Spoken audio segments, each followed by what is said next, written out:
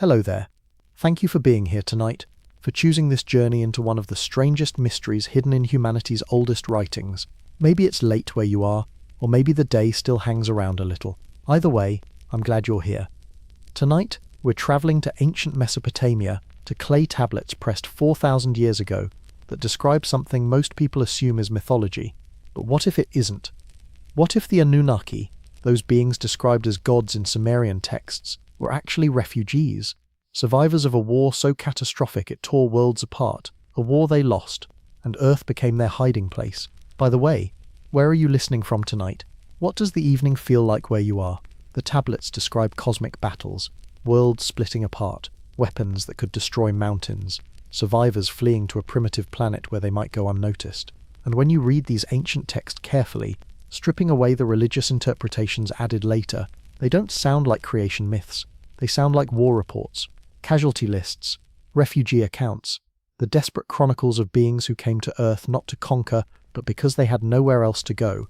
They were running, hiding, hoping their enemies wouldn't follow. If you enjoy these journeys into ancient mysteries, a like or subscribe would mean a great deal. It helps this space find others who might need it.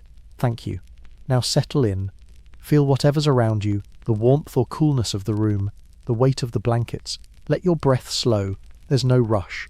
We're going to trace a story that most scholars dismiss as pure mythology: the war in heaven, the destruction of Tiamat, the arrival of the Anunnaki on Earth. But we'll read the tablets differently tonight, not as religious allegory, but as historical accounts filtered through the only language ancient scribes had available. We'll look at what they describe: planetary destruction, refugees fleeing, desperate mining operations, the creation of human workers, and we'll ask, what if these aren't metaphors? What if the Sumerians were preserving genuine memory of cosmic warfare, battles fought between worlds, and the arrival of defeated survivors who needed Earth as sanctuary?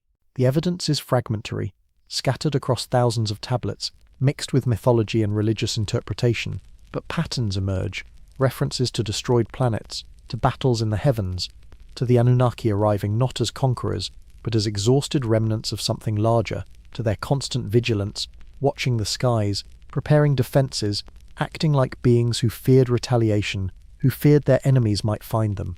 We may never know the full truth. The tablets don't give complete accounts. They preserve fragments, pieces, hints of a story much larger than what survived. But those fragments are unsettling. They suggest the Anunnaki weren't gods at all. They were soldiers, defeated ones, hiding on a backwater planet, building underground, mining desperately, creating human workers because they themselves were too few, too traumatized, too busy watching for threats to do the work themselves. And perhaps that fear was justified. Perhaps their enemies were looking. Perhaps Earth was chosen specifically because it was remote enough, primitive enough, beneath notice enough to serve as refuge. Perhaps everything they built, every ziggurat, every underground facility, every defensive structure, was designed not for ruling humanity, but for surviving whatever might come looking for them. The war they lost shaped everything: their arrival, their actions, their eventual departure, and humanity. We might be the children of refugees, created by survivors, inheriting fragments of conflicts we never witnessed, carrying memories of battles fought before we existed. So let's begin there, not with gods descending to rule, but with defeated soldiers arriving to hide, not with creation as divine mandate, but with survival as desperate necessity, not with the Anunnaki at their height of power, but at their lowest point, fleeing, wounded, hoping Earth was far enough from the battlefields to offer safety, hoping their enemies had forgotten them, or lost track of them, or were too busy with their own survival to pursue, and wondering, always wondering, if the war they fled might one day follow them here. The tablets wait in museums now, still asking us to read them, still preserving whatever truth ancient scribes thought worth remembering, still holding fragments of the war that brought the Anunnaki to Earth, and perhaps still holding clues about whether that war ever truly ended. Long before tablets were pressed into clay, long before humans walked upright or wondered about the stars, our solar system existed in a configuration we can barely reconstruct. The planets moved through their orbits, the sun burned steady, but the arrangement, the number of worlds, the distribution of life, all of that may have been profoundly different. Imagine the solar system 5 billion years ago, 4.5 billion, 3 billion. The timeline stretches back so far that certainty dissolves into educated speculation. But we know this much. Planets formed from a disk of dust and gas. They coalesced, They migrated. They collided. The early solar system was chaos, worlds crashing into each other, moons torn from parent bodies, orbits shifting wildly as gravity worked out the mathematics of stability. And somewhere in that chaos, according to the tablets that would be written billions of years later, civilizations emerged. Not on Earth. Not yet. Earth was still molten, still cooling, still being bombarded by asteroids and comets. But elsewhere, on worlds we no longer recognize, in conditions we can't quite imagine, life found footholds, intelligence developed, technology emerged, and perhaps, just perhaps, those ancient civilizations looked at Earth the way we now look at Mars, a distant world, potentially interesting, but not home. The Sumerian tablets speak of the time before the heavens were divided, before the current order was established, when something else existed, some other arrangement, some other configuration of worlds and powers and territories. They describe it as a golden age, a time of abundance, when multiple worlds thrived, when the gods, or beings they called gods, moved freely between planetary bodies, when conflict hadn't yet shattered everything. It's easy to dismiss as pure mythology. Every culture has golden ages, every tradition imagines a perfect past before the fall, but the Mesopotamian accounts are peculiarly specific. They don't just say once things were better, they describe specific planetary bodies, specific orbits, specific relationships between worlds. The Enuma Elish names Tiamat, Apsu, Lamu, Lahamu, Anshar, Kishar. Some scholars map these to known planets, others suggest they're mythological constructs. But what if they're both? What if ancient astronomers preserved names of worlds that once existed, dressed in mythological language, because that's the only framework they had? Take a breath here. There's no rush. Mars shows evidence of having possessed a magnetic field, of having liquid water, of having possibly conditions suitable for life. But something catastrophic happened. The magnetic field collapsed. The atmosphere was stripped away by solar wind. The water evaporated or froze underground. Mars went from potentially habitable to definitively dead. When? We're not entirely sure. But sometime in the distant past, Mars changed. Violently. The asteroid belt between Mars and Jupiter contains millions of fragments, rocky debris orbiting in a band where, according to some planetary formation models, a planet should have formed but didn't, or where a planet formed and was destroyed. The composition of asteroids suggests they came from a differentiated body, something large enough to have separated into core, mantle, and crust, something planetary, something that no longer exists as a coherent whole. The Moon is strange, its orbit is unusual, its size relative to Earth is disproportionate. The leading theory suggests it formed from debris when Earth was struck by a Mars-sized object early in solar system history, a collision so violent it nearly destroyed both worlds. The Moon coalesced from what was ejected. Earth survived, barely, and eventually cooled and stabilized. But the evidence of cosmic violence remains written in orbital mechanics. Perhaps that's what the tablets mean when they describe the age before conflict. Not a metaphorical paradise, but an actual configuration of the solar system, one where more worlds were habitable, where life had developed in multiple locations, where civilizations existed on Mars, or on a planet that became the asteroid belt, or on moons of Jupiter that still retained atmospheres, an age we can barely imagine because all the evidence was destroyed in what came next. The stars that shone over that ancient solar system still shine. They've barely moved in the billions of years since. Stellar evolution operates on timescales that make planetary catastrophes seem like eye blinks. The constellations would have looked identical. Orion, Taurus, the Pleiades. The same stars ancient Anunnaki might have used for navigation, for orientation, for marking time and season, and the slow dance of worlds. We wonder what they saw from their original homes, what Earth looked like from Mars, or from orbit around a world that no longer exists. A blue-green marble, covered in clouds, primitive, devoid of cities or technology or anything suggesting intelligence. Just bacteria and algae slowly transforming the atmosphere, just geology operating without interference, just time moving forward at its own unhurried pace. And perhaps they took note. Perhaps early Anunnaki astronomers catalogued Earth, marked it as potentially useful someday, recorded its location, its orbital characteristics, its developing biosphere.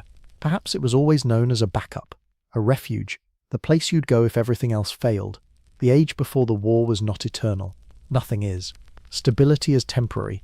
Order is provisional. The universe tends toward entropy, toward chaos, toward the dissolution of patterns. And in our solar system, sometime in the deep past that tablets dimly remember, something shattered the golden age. Something introduced conflict. Something turned worlds that had coexisted into battlegrounds. Maybe it was resources, competition for water or minerals or energy. Maybe it was ideology. Different civilizations with incompatible values deciding they couldn't share the same solar system. Maybe it was an accident that spiraled.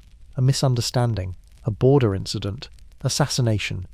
The kind of spark that ignites conflicts throughout history, scaled up to planetary proportions.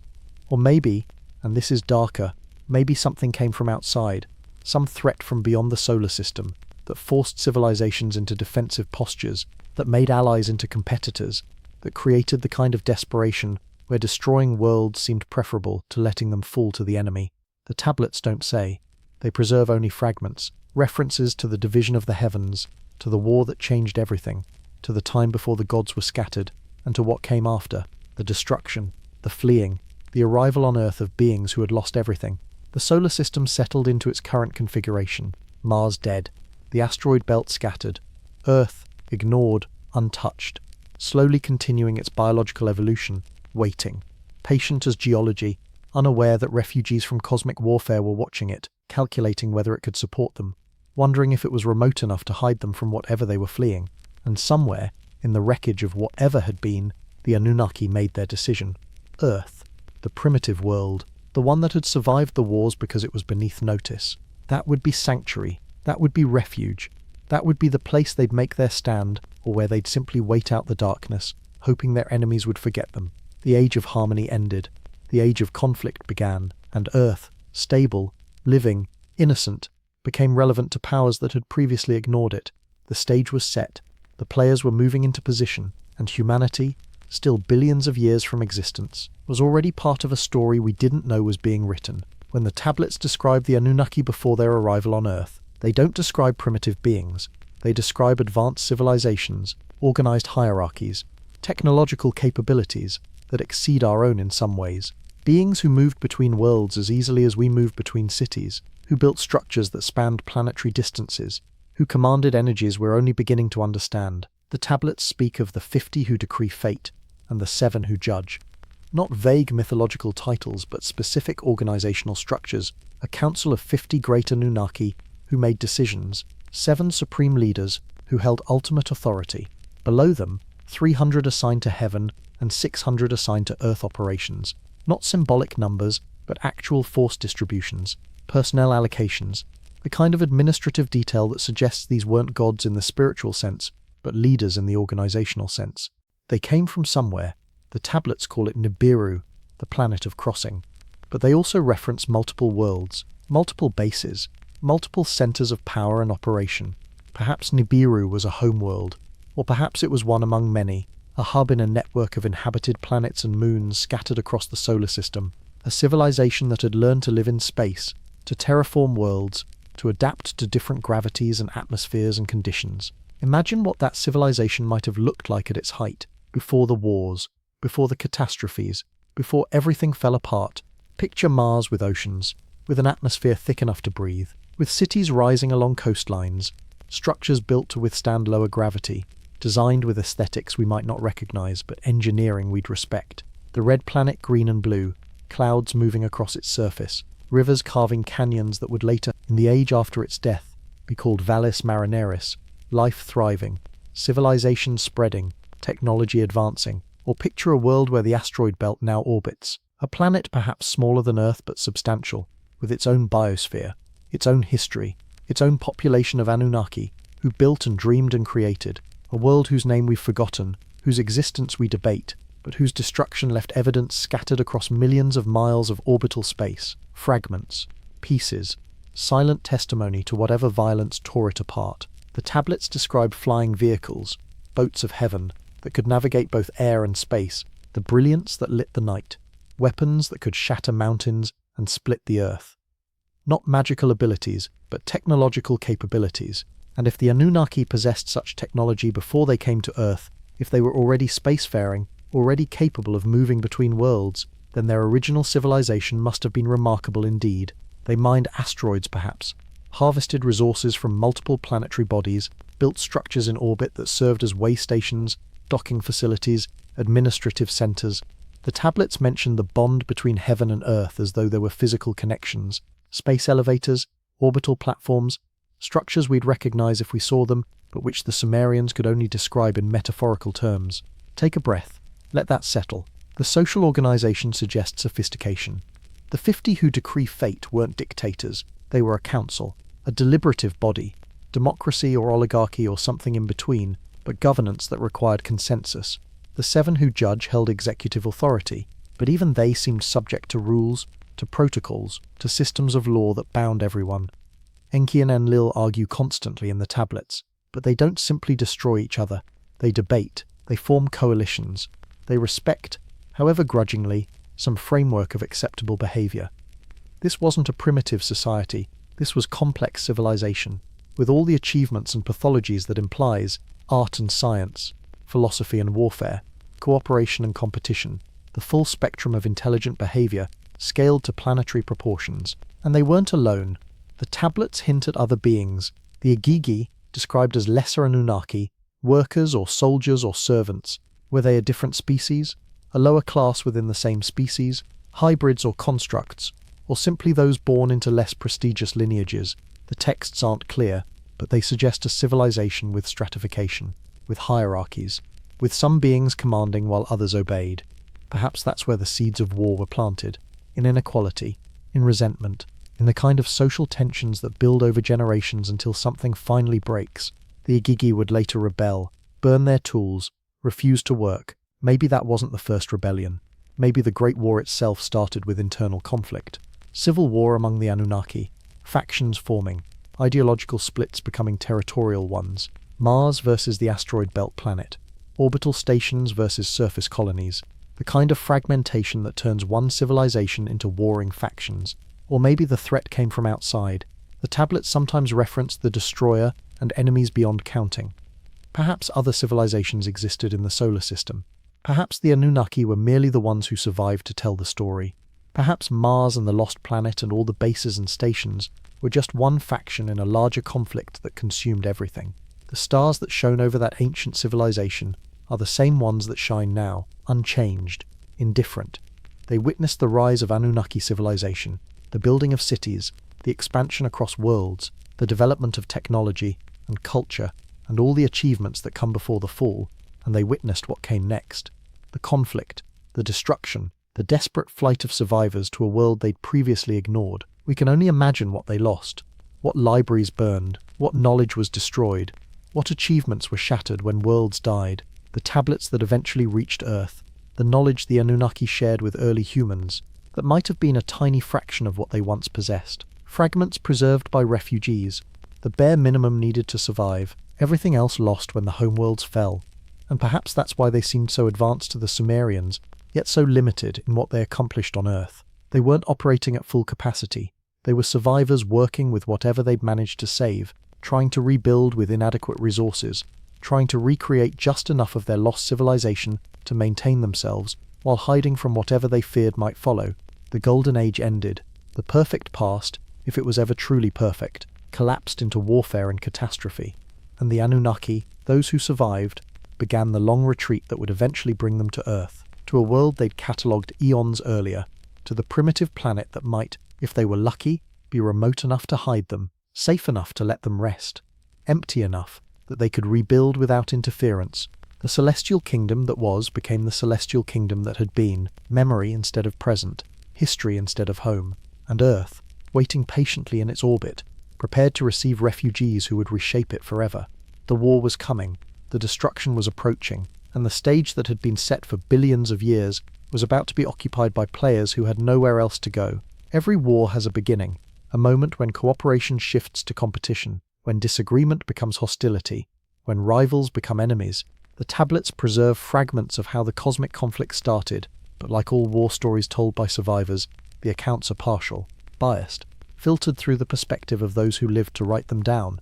The Enuma Elish describes it as generational conflict, the younger gods disturbing the peace of the elder ones, Apsu, the primordial father, complaining that the noise of his children prevents him from sleeping, deciding to destroy them to restore quiet, and Ea, clever Ea, who the Sumerians called Enki, learning of the plan and striking first, killing Apsu, taking his power, claiming his territory. It sounds like mythology, divine succession, the eternal pattern of children overthrowing parents. But what if it's history dressed in metaphorical language? What if Apsu represents an older civilization, perhaps one that had existed longer on Mars or the Lost Planet, and the younger gods represent a newer generation, or a colony that gained independence, or a faction that demanded equal power?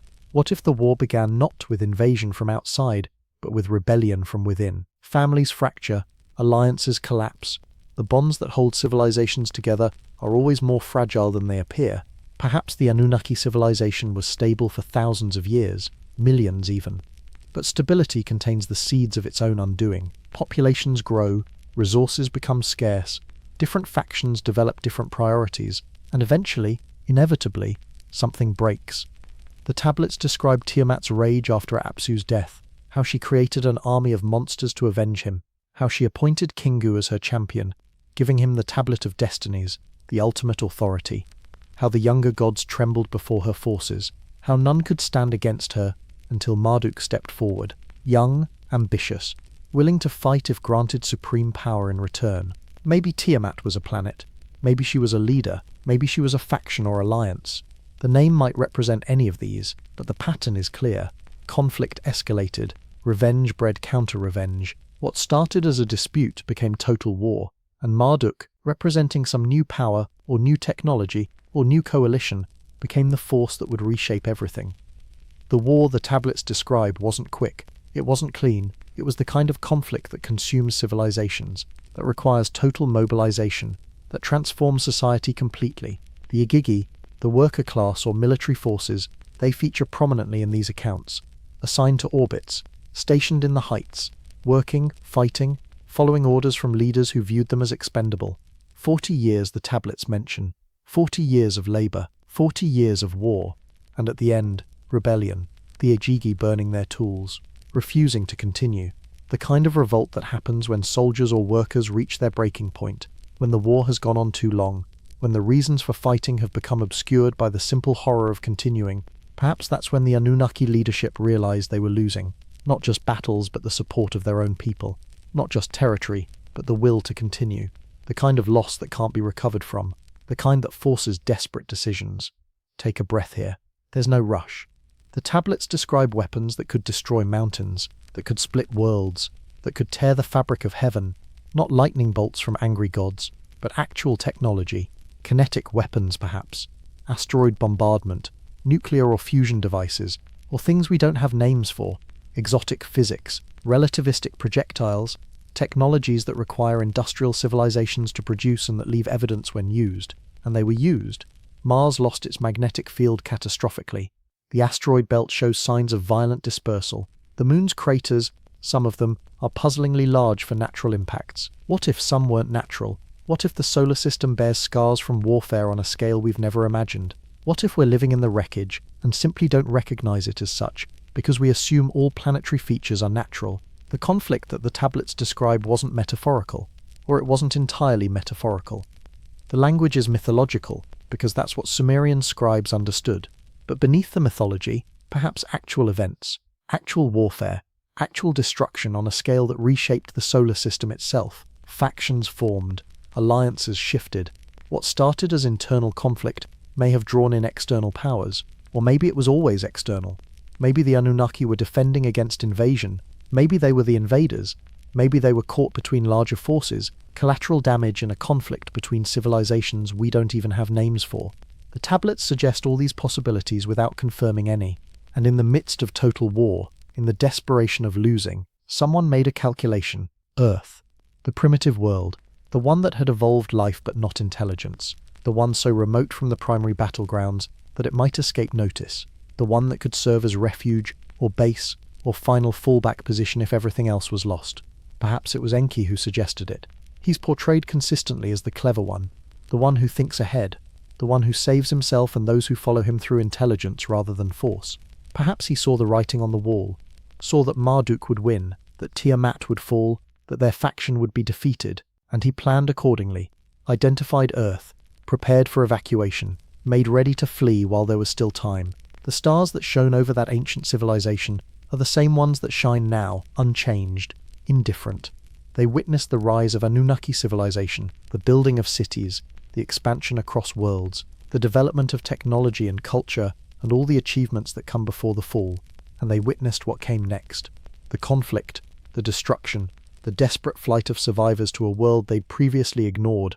We can only imagine what they lost, what libraries burned, what knowledge was destroyed, what achievements were shattered when worlds died, the tablets that eventually reached Earth, the knowledge the Anunnaki shared with early humans that might have been a tiny fraction of what they once possessed, fragments preserved by refugees, the bare minimum needed to survive, everything else lost when the homeworlds fell. And perhaps that's why they seemed so advanced to the Sumerians, yet so limited in what they accomplished on Earth. They weren't operating at full capacity. They were survivors working with whatever they'd managed to save, trying to rebuild with inadequate resources, trying to recreate just enough of their lost civilization to maintain themselves while hiding from whatever they feared might follow. The Golden Age ended. The perfect past, if it was ever truly perfect, collapsed into warfare and catastrophe. And the Anunnaki, those who survived, began the long retreat that would eventually bring them to Earth, to a world they'd catalogued eons earlier, to the primitive planet that might, if they were lucky, be remote enough to hide them, safe enough to let them rest, empty enough that they could rebuild without interference. The celestial kingdom that was became the celestial kingdom that had been, memory instead of present, history instead of home, and Earth, waiting patiently in its orbit, prepared to receive refugees who would reshape it forever. The war was coming, the destruction was approaching, and the stage that had been set for billions of years was about to be occupied by players who had nowhere else to go. Every war has a beginning, a moment when cooperation shifts to competition, when disagreement becomes hostility, when rivals become enemies. The tablets preserve fragments of how the cosmic conflict started, but like all war stories told by survivors, the accounts are partial, biased, filtered through the perspective of those who lived to write them down. The Enuma Elish describes it as generational conflict, the younger gods disturbing the peace of the elder ones, Apsu, the primordial father, complaining that the noise of his children prevents him from sleeping, deciding to destroy them to restore quiet, and Ea, clever Ea, who the Sumerians called Enki, learning of the plan and striking first, killing Apsu, taking his power, claiming his territory. It sounds like mythology, divine succession, the eternal pattern of children overthrowing parents. But what if it's history dressed in metaphorical language? What if Apsu represents an older civilization, perhaps one that had existed longer on Mars or the Lost Planet, and the younger gods represent a newer generation or a colony that gained independence, or a faction that demanded equal power?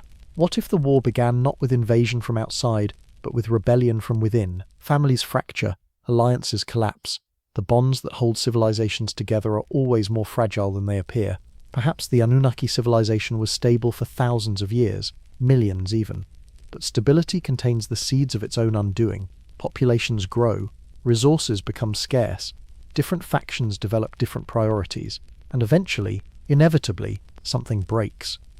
The tablets describe Tiamat's rage after Apsu's death, how she created an army of monsters to avenge him, how she appointed Kingu as her champion, giving him the Tablet of Destinies, the ultimate authority, how the younger gods trembled before her forces, how none could stand against her until Marduk stepped forward, young, ambitious, willing to fight if granted supreme power in return.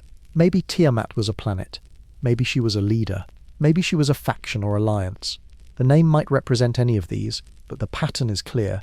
Conflict escalated, revenge bred counter-revenge. What started as a dispute became total war, and Marduk, representing some new power, or new technology, or new coalition, became the force that would reshape everything.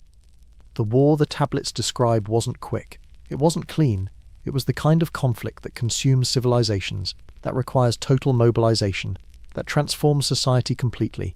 The Agigi, the worker class or military forces, they feature prominently in these accounts. Assigned to orbits, stationed in the heights, working, fighting, following orders from leaders who viewed them as expendable. 40 years the tablets mention, 40 years of labor, 40 years of war, and at the end, rebellion, the Agigi burning their tools, refusing to continue. The kind of revolt that happens when soldiers or workers reach their breaking point, when the war has gone on too long, when the reasons for fighting have become obscured by the simple horror of continuing. Perhaps that's when the Anunnaki leadership realized they were losing, not just battles but the support of their own people. Not just territory, but the will to continue. The kind of loss that can't be recovered from. The kind that forces desperate decisions. Take a breath here. There's no rush. The tablets describe weapons that could destroy mountains, that could split worlds, that could tear the fabric of heaven. Not lightning bolts from angry gods, but actual technology. Kinetic weapons, perhaps. Asteroid bombardment. Nuclear or fusion devices, or things we don't have names for. Exotic physics. Relativistic projectiles. Technologies that require industrial civilizations to produce, and that leave evidence when used. And they were used. Mars lost its magnetic field catastrophically. The asteroid belt shows signs of violent dispersal. The moon's craters, some of them, are puzzlingly large for natural impacts. What if some weren't natural? What if the solar system bears scars from warfare on a scale we've never imagined? What if we're living in the wreckage and simply don't recognize it as such, because we assume all planetary features are natural? The conflict that the tablets describe wasn't metaphorical, or it wasn't entirely metaphorical. The language is mythological, because that's what Sumerian scribes understood. But beneath the mythology, perhaps actual events, actual warfare, actual destruction on a scale that reshaped the solar system itself. Factions formed, alliances shifted. What started as internal conflict may have drawn in external powers, or maybe it was always external. Maybe the Anunnaki were defending against invasion. Maybe they were the invaders. Maybe they were caught between larger forces, collateral damage in a conflict between civilizations we don't even have names for. The tablets suggest all these possibilities without confirming any, and in the midst of total war, in the desperation of losing, someone made a calculation. Earth. The primitive world, the one that had evolved life but not intelligence, the one so remote from the primary battlegrounds that it might escape notice, the one that could serve as refuge, or base, or final fallback position if everything else was lost. Perhaps it was Enki who suggested it. He's portrayed consistently as the clever one, the one who thinks ahead, the one who saves himself and those who follow him through intelligence rather than force. Perhaps he saw the writing on the wall, saw that Marduk would win, that Tiamat would fall, that their faction would be defeated, and he planned accordingly, identified Earth, prepared for evacuation, made ready to flee while there was still time. Or perhaps it was more organized than that.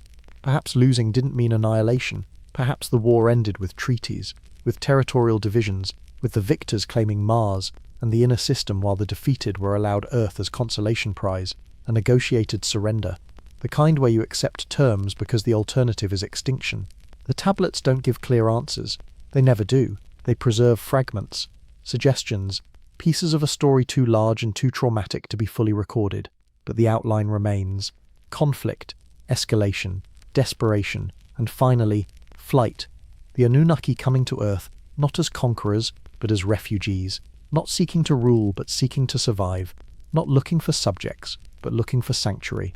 The stars watched it all unfold, patient, silent, the same stars that shine tonight. They saw the civilizations rise on Mars and the lost planet, saw the conflict begin, saw worlds die, saw the survivors flee, and saw those survivors arrive, finally, at Earth, the backwater world, the primitive planet, the refuge of last resort. And Earth, innocent, unknowing, continued its slow biological evolution, waiting, ready to receive visitors who would change everything, who would mine its resources, build their structures, create new workers from its existing life, and eventually, after millennia of hiding, depart once more, leaving behind only ruins and stories and questions that still echo across the centuries. The seeds of cosmic conflict grew into the harvest of catastrophe.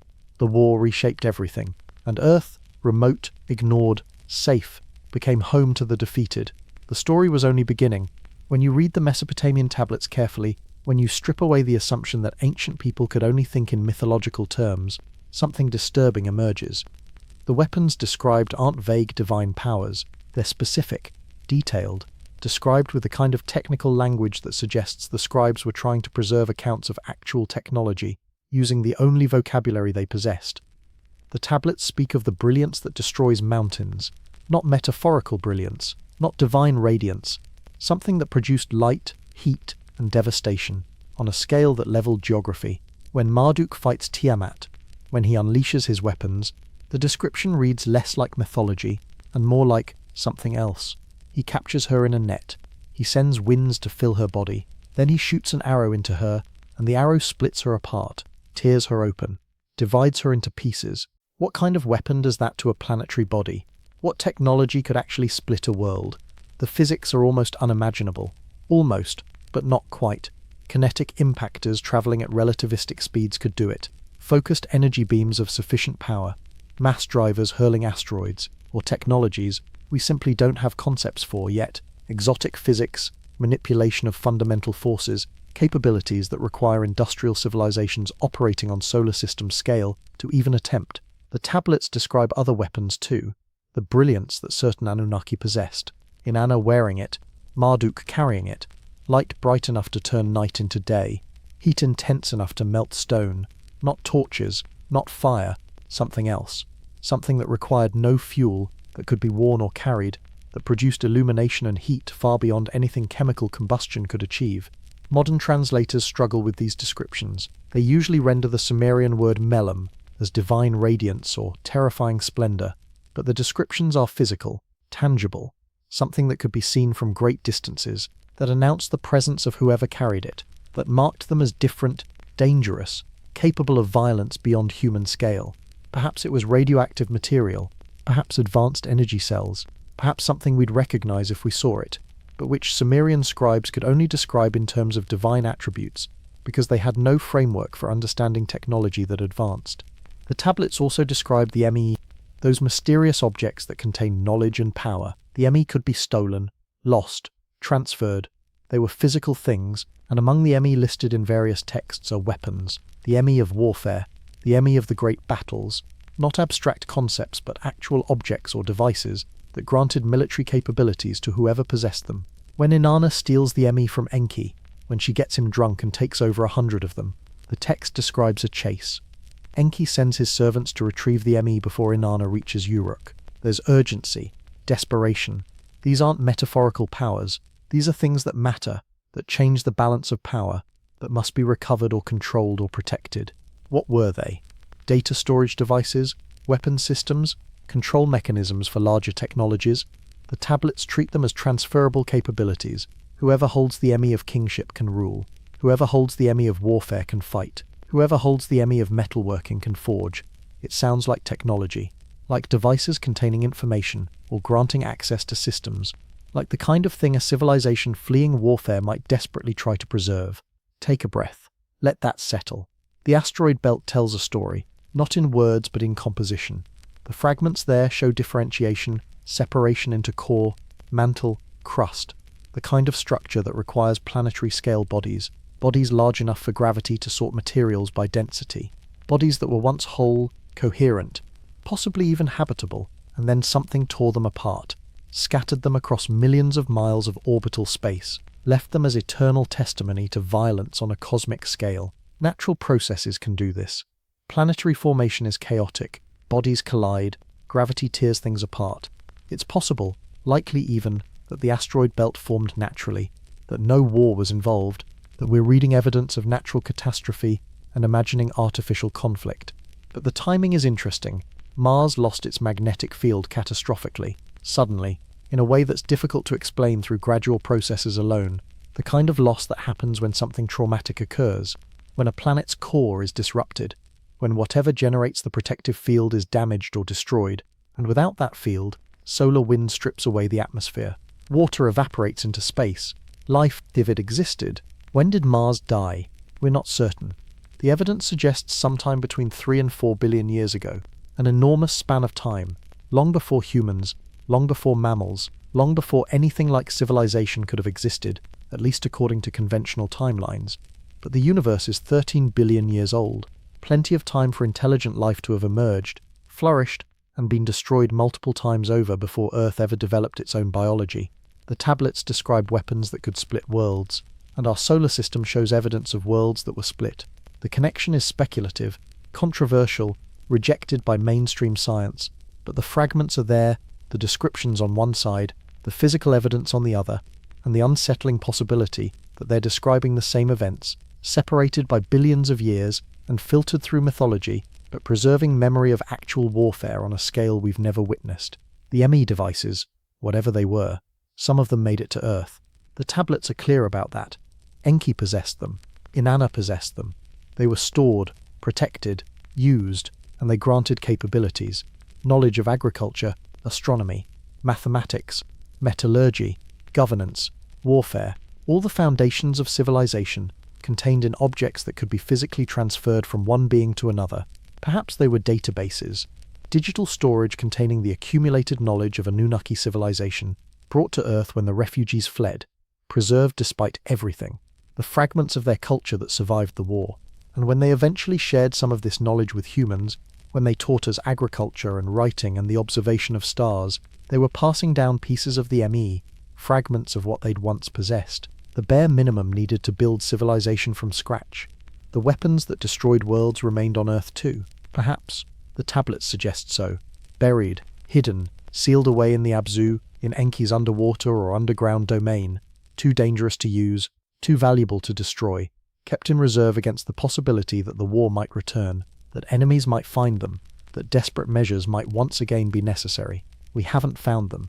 If they exist, they're buried deeper than our excavations have reached, hidden better than our surveys have detected. Or perhaps they degraded, failed, became inert over millennia of neglect. Technology requires maintenance. Even the most advanced systems eventually fail without care. Or perhaps they never existed. Perhaps the weapons were always mythological. Perhaps we're reading creation stories and imagining military technology. Perhaps the human mind, confronted with accounts of cosmic violence, invents details that aren't there, sees patterns in randomness, builds elaborate theories from insufficient evidence. The mystery remains. Patient as the asteroid belt's slow orbit, silent as Mars's dead surface. Waiting, like everything in this story, for evidence that might never come. Or for excavations that might, someday, uncover something that changes everything we think we know about the solar system's history. The weapons that could destroy worlds were real, or they were imagined. The tablets preserve the accounts, and the solar system bears the scars. And somewhere between testimony and evidence, between ancient memory and modern measurement, truth waits to be discovered, or waits to remain hidden. Some things, perhaps, are better left buried. The Enuma Elish, the Babylonian creation epic, was considered just that, for over a century after its translation. A creation myth, religious poetry, the kind of story ancient people told to explain how the world came to be. But if you read it as something else, if you approach it as a military report dressed in mythological language, something remarkable emerges. The text describes Tiamat as a primordial being, the salt waters, the chaos before creation, but it also describes her in strangely physical terms.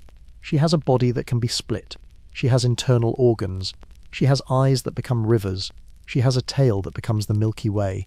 She's both cosmic force and physical entity, both metaphor and, perhaps, actual planetary body. Some scholars believe Tiamat represents the original state of the universe, chaos before order.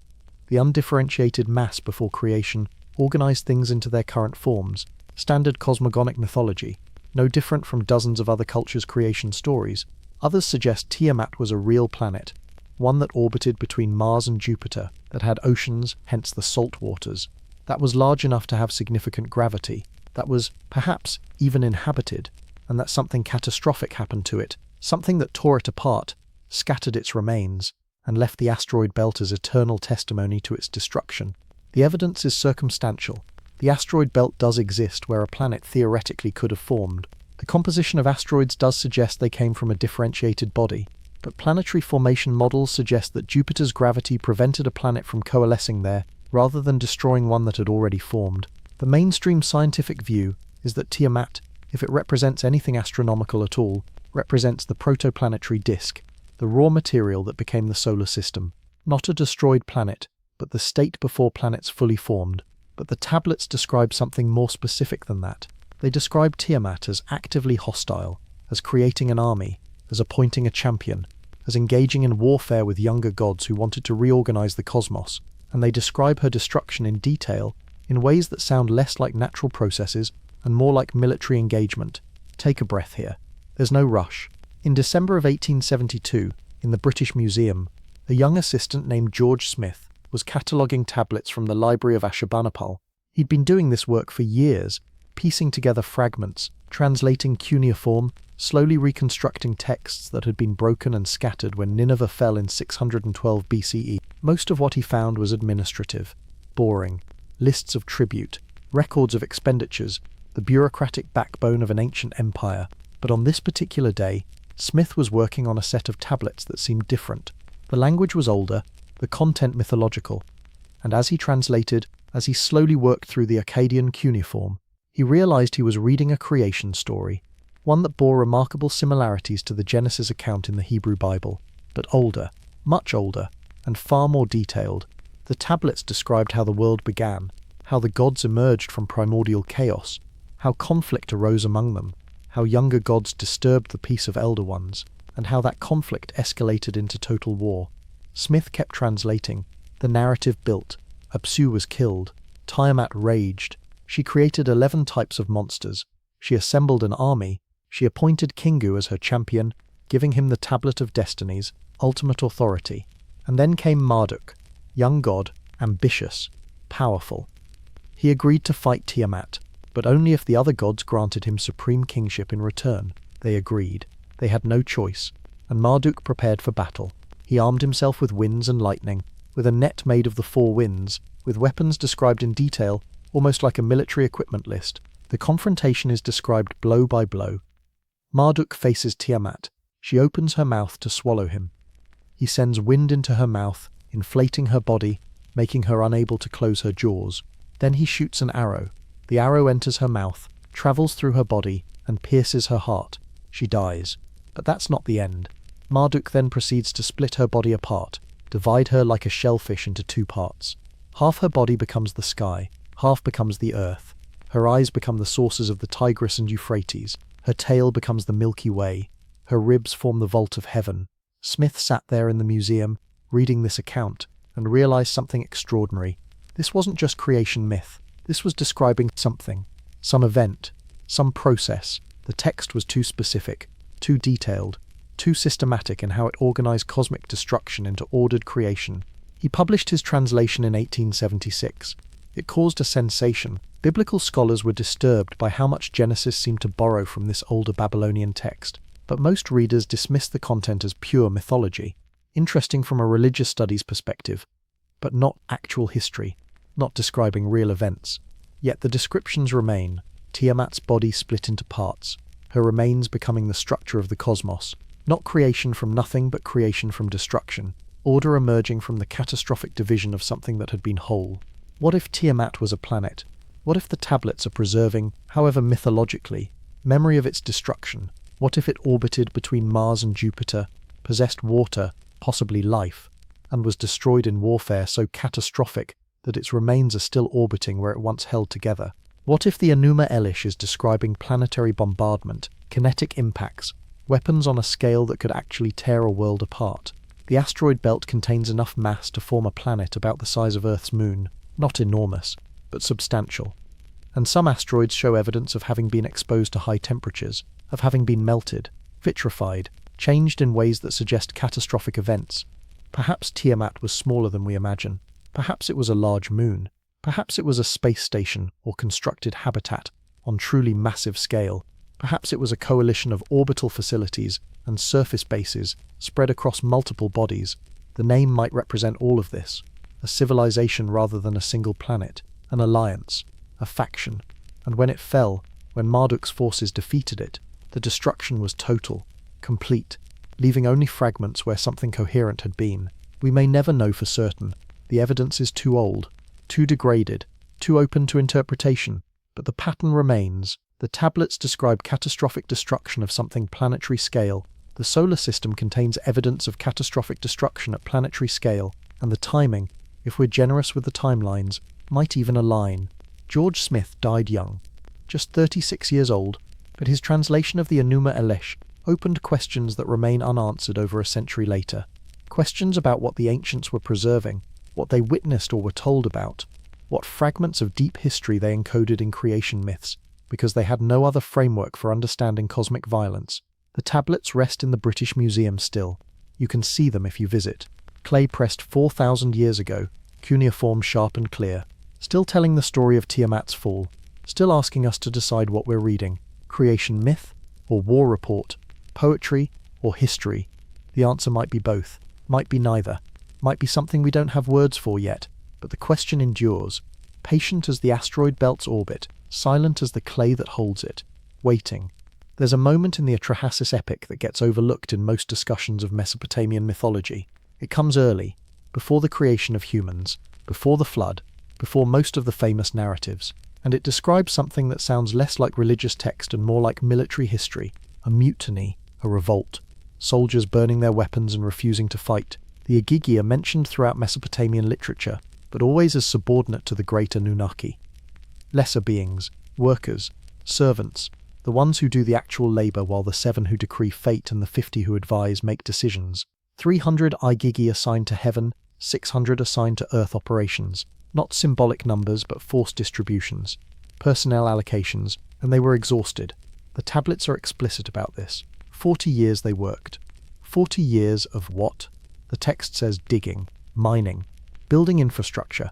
But given the context, given that this occurs during or after the Great War, perhaps they were fighting. 40 years of military operations, 40 years of combat or fortification or desperate construction of defensive works, 40 years of seeing their companions die, their homes destroyed, their civilization collapsing around them. Soldiers reach breaking points. History shows this repeatedly. Armies that fight too long, that suffer too much, that see no end to the conflict, eventually fracture. Mutinies happen. Units refuse orders. The social contract between soldiers and commanders breaks down when the cost becomes unbearable and the purpose becomes unclear. The Igigi reached that point. The text describes them gathering, all of them together, making a collective decision. They took their tools, the implements they'd been using for 40 years, and burned them, threw them into fire as a symbol of refusal. Then they marched together to Enlil's dwelling, surrounded it in the night, and when Enlil woke, the tablets say, he was terrified.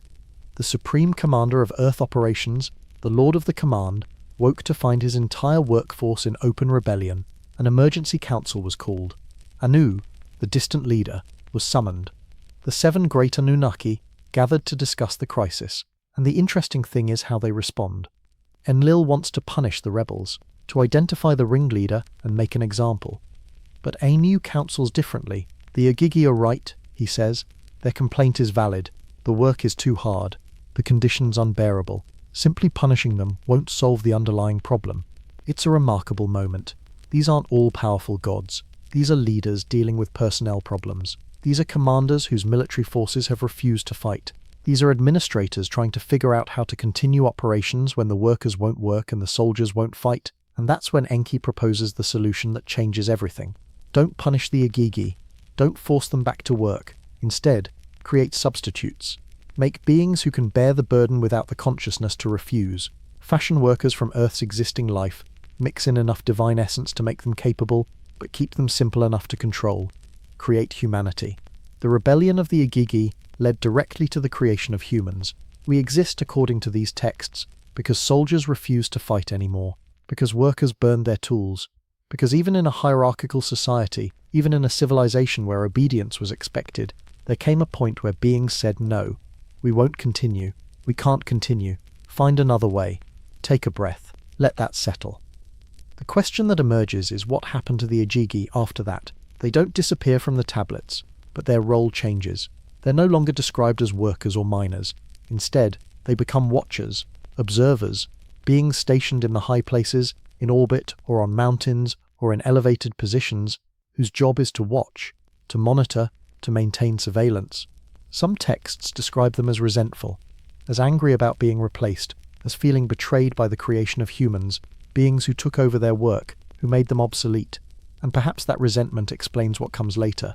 The accounts in the Book of Enoch and in other texts about watchers descending to Earth, interfering with humanity, breeding with human women, teaching forbidden knowledge, creating the Nephilim, hybrid offspring, disrupting the order the great Anunnaki had tried to establish. Perhaps the Igigi never forgave humanity for existing. Perhaps we represented their obsolescence, their replacement, the solution to a problem they created through their refusal to continue. And perhaps when opportunity arose, when supervision was lax, when the great Anunnaki were distracted or absent, some Igigi came down from their stations and engaged with humanity in ways that were forbidden. But that's speculation. What the tablets state clearly is that the Igigi were reassigned, removed from the work they'd refused to do, stationed where they could observe but not interfere, given a role that kept them separate from both the great Anunnaki and from humanity, neither workers nor rulers, neither human nor divine in the full sense, just watchers, forever watching, forever separated, forever reminded of what they'd lost through their own refusal. It's a strange fate when you think about it. They rebelled to escape unbearable labor, and in response, they were removed from life itself, placed in isolation, given nothing to do but observe while others, humans, did the work they'd refused. It's not clear whether this was punishment or mercy, whether it was protection or exile, whether the Igigi were grateful or resentful. The tablets hint at both. Some suggest the Igigi were content in their new role, others suggest ongoing tension, continuing resentment, the kind of bitterness that comes from watching others live the life you were excluded from, the kind that leads to interference, to breaking rules, to actions that ultimately bring consequences. If the Igigi were military forces, soldiers who'd fought for 40 years, and finally refused to continue, then their rebellion makes sense. PTSD is real, combat exhaustion is real, the breaking of military units pushed beyond their limits is real, and the Anunnaki, if they were refugees from cosmic warfare, would have understood this, would have known that forcing soldiers to continue fighting indefinitely leads to exactly the kind of revolt the tablets describe.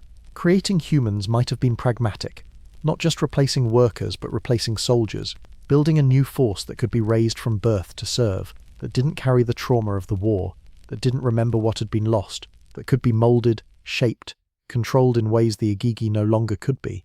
And the Igigi, watching from their stations, perhaps recognized what was happening, saw themselves being replaced by beings designed to never refuse, designed to accept subordination, designed to serve without question, and perhaps that's what drove some of them to interfere, to teach humans forbidden knowledge, to share what they knew, to undermine the system that had replaced them. The rebellion of the Igigi changed everything. It led to the creation of humanity. It reshaped Anunnaki operations on Earth. It introduced tensions that would echo through the rest of the story. And it established a pattern.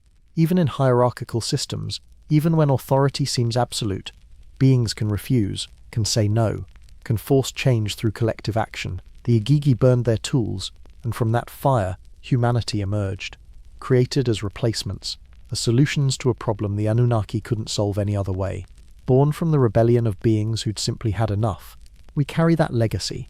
Children of a labor dispute, descendants of a military mutiny, created to serve but inheriting the memory that service can be refused, that authority can be questioned, that even beings designed to obey can learn to resist. The Igigi watch still, according to some interpretations, from wherever they were stationed, patient, waiting, wondering if humanity will eventually do what they did, if we'll refuse to continue, if we'll burn our tools and demand something better. The stars turn overhead, the same stars that shone when the Igigi rebelled, the same stars that witnessed their exile to the heights, still watching, still silent, still keeping whatever counsel they possess about soldiers who refused, and the humans created to replace them.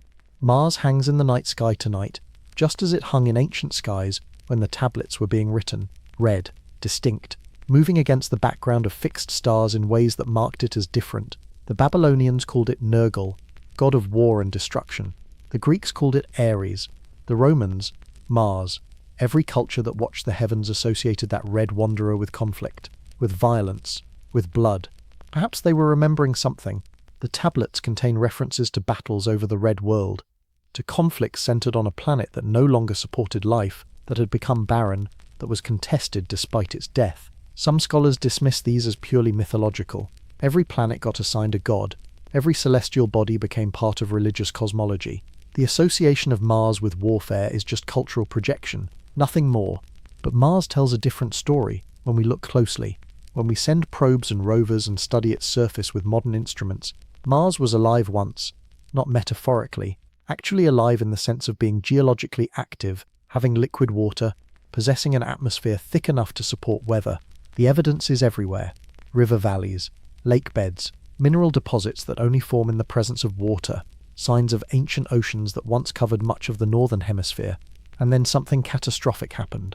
Mars lost its magnetic field. The exact mechanism isn't entirely understood, but the timing is clear. Suddenly, on geological timescales, the protective field that had shielded Mars from solar radiation vanished, and without that protection, solar wind began stripping away the atmosphere, molecule by molecule, year by year, century by century, until Mars became what it is now, cold, dry, dead. When did this happen? The evidence suggests between 3 and 4 billion years ago.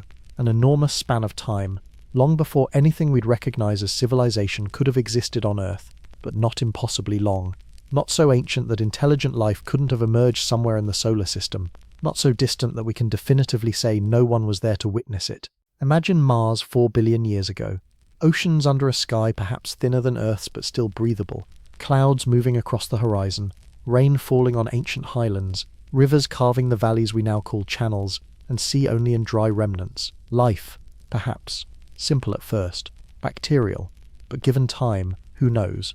Given a billion years of stability, intelligence might emerge, civilization might develop, cities might rise along those ancient Martian coastlines, and then war comes. The tablets describe it as conflict over territory, over resources, over who controls what in the solar system's contested spaces. Mars sits between the inner rocky planets and the outer gas giants. Strategic position, valuable real estate in any solar system economy. And if civilizations existed on multiple worlds, if the Anunnaki had bases and colonies spread across planetary bodies, then Mars would be a prize worth fighting for. Take a breath here. There's no rush. Valles Marineris scars the Martian surface, a canyon system so vast it dwarfs anything on Earth, over 2,500 miles long, 4 miles deep in places, wide enough that if you stood on one rim, you couldn't see the other side. The official explanation is tectonic. Mars cooled and contracted, the surface cracked, the canyon formed naturally through geological processes over billions of years, but some look at Valles Marineris and wonder. The scar is so large, so dramatic, so violent in its geography. What if it's not just tectonic?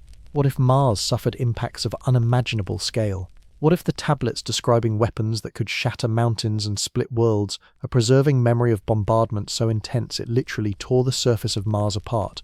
Kinetic weapons traveling at relativistic speeds could do that. Asteroids accelerated and aimed with precision. Mass drivers hurling projectiles at percentages of light speed, the impacts would release energies equivalent to nuclear weapons, hundreds of them, thousands, enough to reshape continents, enough to crack a planet's crust, enough to disrupt the core mechanisms that generate magnetic fields. It's speculation, controversial, rejected by mainstream planetary science, but the timeline is interesting. Mars lost its magnetic field catastrophically. The surface shows evidence of massive impacts, and the tablets describe warfare centered on the red planet. 3 pieces of evidence, none conclusive alone, but together suggesting a pattern. The tablets also mention survivors fleeing Mars, refugees from a world that could no longer support them, some heading to Earth, others to stations in orbit or on moons or to whatever bases existed elsewhere in the solar system. A diaspora driven by environmental collapse. Whether that collapse was natural or weaponized, the result was the same. Mars died, and those who had lived there had to find somewhere else to go. Perhaps that's why the tablets describe Mars with such reverence and such sorrow. It wasn't just another planet. It was home, or it had been home, the place some Anunnaki came from, the world they lost. And when they looked up from Earth and saw that red point of light, they were seeing their own past, their own destruction, the world they could never return to. Even now, 4 billion years later, Mars keeps its secrets. The rovers crawl across its surface, the orbiters photograph from above, we study its geology, its mineralogy, its atmospheric remnants. We search for signs of ancient life, bacterial fossils, chemical signatures, anything that might prove Mars was once living. But we don't search for signs of ancient civilization. That would be too far, too speculative, too far outside the boundaries of respectable science. So if ruins exist, if structures were built and then buried under dust over billions of years, if evidence of cities or bases or defensive installations lies beneath the Martian surface, we might not recognize it, might not look for it, might dismiss it as natural formation even if we saw it. The face on Mars was dismissed that way. The pyramids in the Cydonia region, natural formations, tricks of light and shadow, pareidolia, the human tendency to see patterns where none exist, and they probably are natural, probably just weathered mesas and wind-carved rock. But the immediate dismissal, the refusal to even consider alternative explanations, that's interesting too. That says something about what we're willing to imagine. Mars orbits still, silent, dead, waiting. If it was once home to Anunnaki civilization, if it was the contested prize in cosmic warfare, if weapons were used there that we can barely imagine, then it's been waiting a very long time. 4 billion years of patience. 4 billion years of keeping whatever secrets might be buried under the dust. And perhaps that's appropriate. Perhaps some things are meant to stay buried. Perhaps the ruins of ancient wars, if they exist, should remain hidden. Perhaps we're not ready yet to confront evidence that civilizations rise and fall on planetary scales, that warfare can destroy worlds, that what happened to Mars could, under the right circumstances, happen to Earth. The red planet hangs in the night sky, still visible, still marking time, still reminding us, if we're willing to listen, that death is possible, even for worlds, that life's hold on planets is fragile, that what seems eternal can end suddenly, catastrophically, irreversibly. The tablets remembered, preserved the memory and stories of warfare and divine conflict, and Mars itself remembers in its dead oceans and stripped atmosphere and scarred surface, two forms of memory, one in clay, one in stone, both waiting for us to understand what they're trying to say. That war destroys, that violence has costs, that even winners lose when the fighting becomes total, that Mars was the prize and winning it meant killing it, and the survivors, those who fled to Earth, carried that knowledge with them, that lesson, that warning, that perhaps some victories aren't worth the cost. The moon is strange. Astronomers have known this for decades, but rarely discuss the implications. It's too large for Earth. The size ratio between Earth and Moon is unusual, disproportionate compared to other planets and their satellites. The Moon's orbit is too circular, too stable, too perfect. Its composition is oddly similar to Earth's mantle, but not identical. Its density suggests it lacks a significant iron core, unlike Earth. And its origin, the leading theory involves a Mars-sized object smashing into early Earth, ejecting material that coalesced into the Moon, a violent birth, a catastrophic collision. Earth nearly destroyed, and from that destruction, the Moon emerged. It's the accepted scientific explanation, but it's also, when you think about it, quite convenient, almost too perfect an origin story. Almost as though the Moon was designed to be exactly where it is, doing exactly what it does. The ancient tablets contain references to the Watcher and the eye that never closes, to a celestial body that observes Earth constantly, that marks time, that controls tides, that influences life in ways both obvious and subtle. Some scholars interpret these as poetic descriptions of the Moon's natural role, standard lunar mythology, nothing unusual. But other passages are more specific, references to the fortress that hangs in the sky, to the platform between worlds, to a place where the Igigi were stationed after their rebellion, watching, monitoring, maintaining surveillance over Earth operations, not living on the Moon exactly, but using it, operating from it, establishing presence there in ways the tablets struggle to describe clearly. What if the Moon wasn't just observed? What if it was occupied? What if the Anunnaki, refugees from cosmic warfare, who knew how to operate in space, who had technology for moving between worlds, established bases on the Moon, not on its surface necessarily, where the lack of atmosphere and extreme temperature swings would make survival difficult, but beneath the surface, in lava tubes, in caverns, in facilities built underground, where protection from radiation and micrometeorites would be easier to achieve. It's pure speculation. We've only explored tiny fractions of the Moon's surface. The Apollo missions visited 6 locations, all on the near side, all in relatively smooth Maria. The far side remains largely unknown. The polar regions, where ice exists in permanently shadowed craters, have barely been touched, and beneath the surface, we've drilled a few feet, no more. Whatever lies deeper in the lava tubes known to exist, in the caverns that radar suggests might be there, remains unexplored. Imagine, for a moment, what a lunar base might have looked like, built by beings fleeing warfare, refugees who needed defensive positions, who needed to watch Earth while remaining separate from it, who needed proximity, without direct presence. Take a breath. Let that settle. Picture this. The year, if we can even speak in such terms, is approximately 10,000 BCE, give or take a millennium. The Ice Age is ending. Earth's climate is shifting. Sea levels are rising as glaciers melt.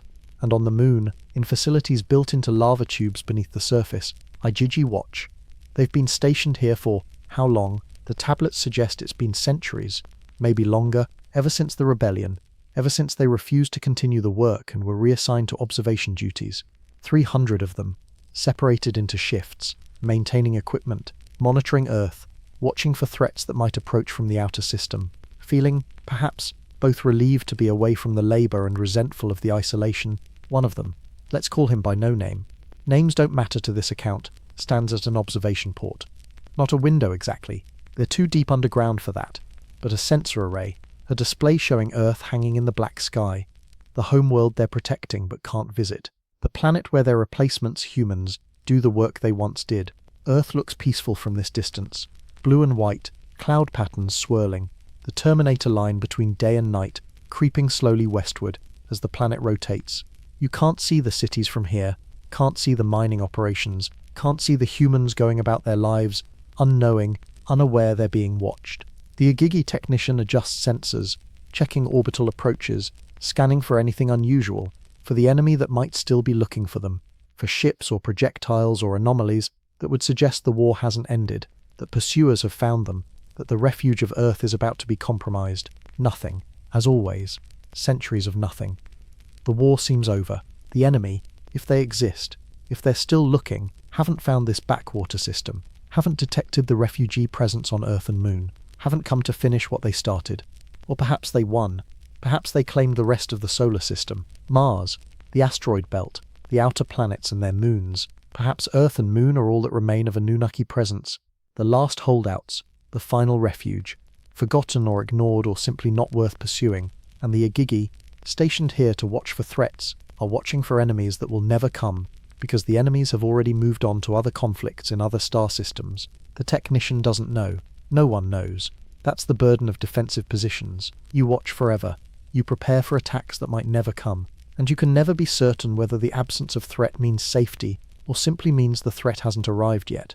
Below, on Earth, humans multiply, learn, build, slowly transforming from workers into something more, something the Anunnaki didn't entirely plan for, something that makes the Igigi uncomfortable, because humans are starting to look up, starting to wonder about the moon, starting to tell stories about what might live there, and someday, maybe not soon, but someday, humans might come here, might develop their own space capability, might no longer need Anunnaki protection or oversight. And then what?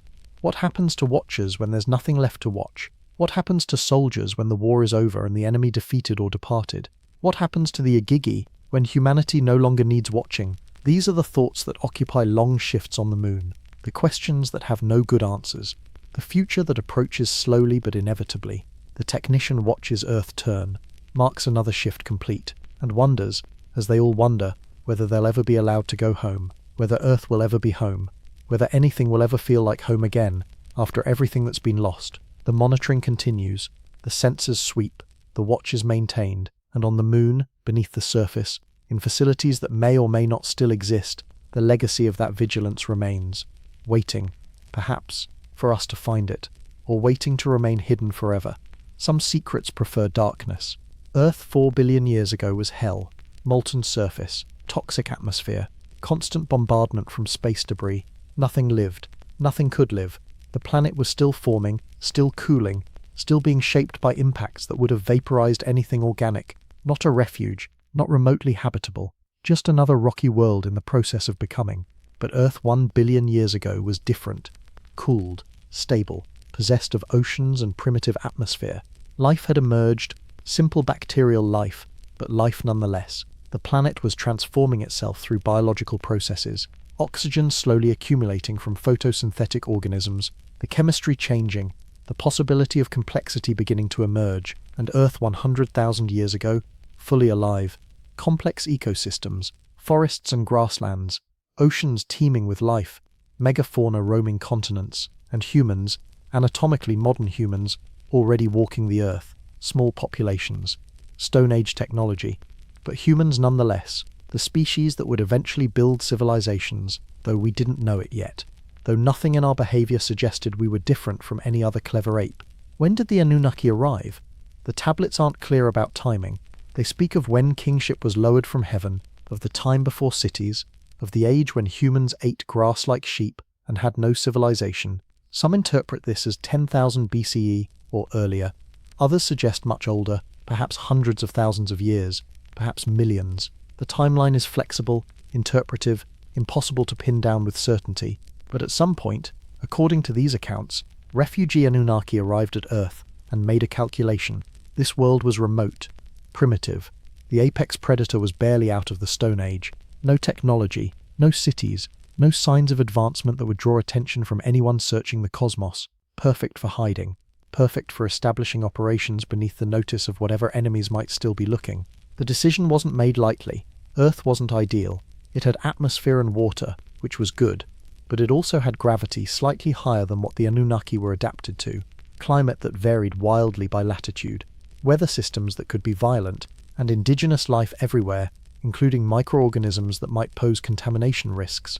Not perfect, but available, and perhaps most importantly, unclaimed, unoccupied by anyone who might resist their presence. The tablets describe councils, debates, discussions about whether Earth was viable.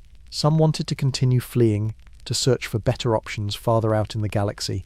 Others argued they were too weak, too few, too exhausted to continue running. Earth was here, Earth was habitable, Earth would have to suffice. And once the decision was made, once consensus was reached, the work began. First priority, remaining hidden. The tablets describe underground facilities, the Abzu, Enki's domain, deep beneath the surface or underwater, places where operations could continue without being visible from space, where energy signatures would be masked by Earth's own geology, where any sensors sweeping the solar system might miss the presence of refugee civilization hiding among the natives.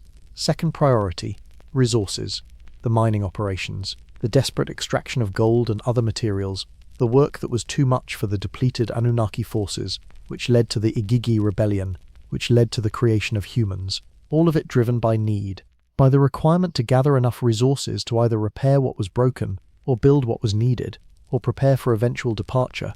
The tablets never quite specify which, perhaps all three. Third priority, security. Defensive positions, monitoring stations, the Igigi reassigned to watch the skies, early warning systems, protocols for what to do if enemies appeared, if pursuers found them, if the war that had destroyed their previous homes followed them to Earth, building not just for survival but for defense, for the possibility that hiding wouldn't be enough, that eventually they'd have to fight again.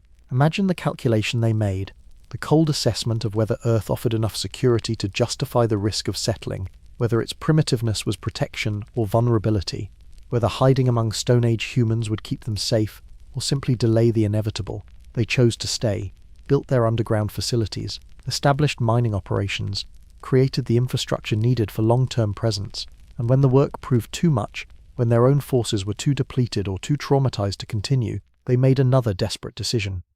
Create workers, fashion beings from Earth's existing hominids, upgrade the local wildlife into something useful, something that could dig and haul and process ore and maintain the operations that Anunnaki refugees no longer had the numbers to sustain alone. Humanity wasn't planned. We were improvised, a solution to a labor shortage, created by beings who were themselves created by someone else. Links in a chain that stretches back to origins no tablet has preserved. We were never meant to be more than workers, tools, biological machines designed for specific tasks, but we became more. The tablets acknowledge this. Humans multiplied too quickly, learned too fast, started asking questions, started wanting answers, started developing, against all expectations, something approaching consciousness, something that made us less like animals and more like them, and that terrified some Anunnaki even as it fascinated others. Enlil wanted us controlled, kept in our place, reminded constantly that we were created to serve. Enki, perhaps feeling something like affection, perhaps just recognizing potential, wanted us educated, elevated, given the knowledge that would let us develop. The conflict between them shaped human history, still shapes it. The tension between those who want hierarchy maintained and those who want liberation offered. Earth was the last refuge, the final sanctuary, the place the Anunnaki fled to when everything else was lost, and we, humanity, emerged from that desperation, children of refugees, created by beings who were themselves running, who were hiding, who were hoping Earth was remote enough, primitive enough, safe enough to let them survive. It's not a flattering origin story. We weren't formed by loving creators in paradise. We were engineered by desperate refugees in a backwater solar system to solve a labor problem. We're the children of beings who were themselves defeated, whose civilization was broken, who came to Earth not as gods but as survivors with no better options. And yet, here we are, still. The Anunnaki departed or died or withdrew. Their presence ended, their direct influence ceased, but we remain, still multiplying, still learning, still building, still reaching toward the stars that our creators fled from, still asking the questions that make us more than the workers we were designed to be. Earth was their refuge, but it became our home. The last sanctuary for fleeing Anunnaki became the cradle of human civilization. What they chose out of desperation, we inherited out of existence. And perhaps that's the deeper pattern, that refuges become homes, that desperate choices become foundational, that what starts as hiding can transform into belonging. The same stars that shone on refugee Anunnaki shine on us now.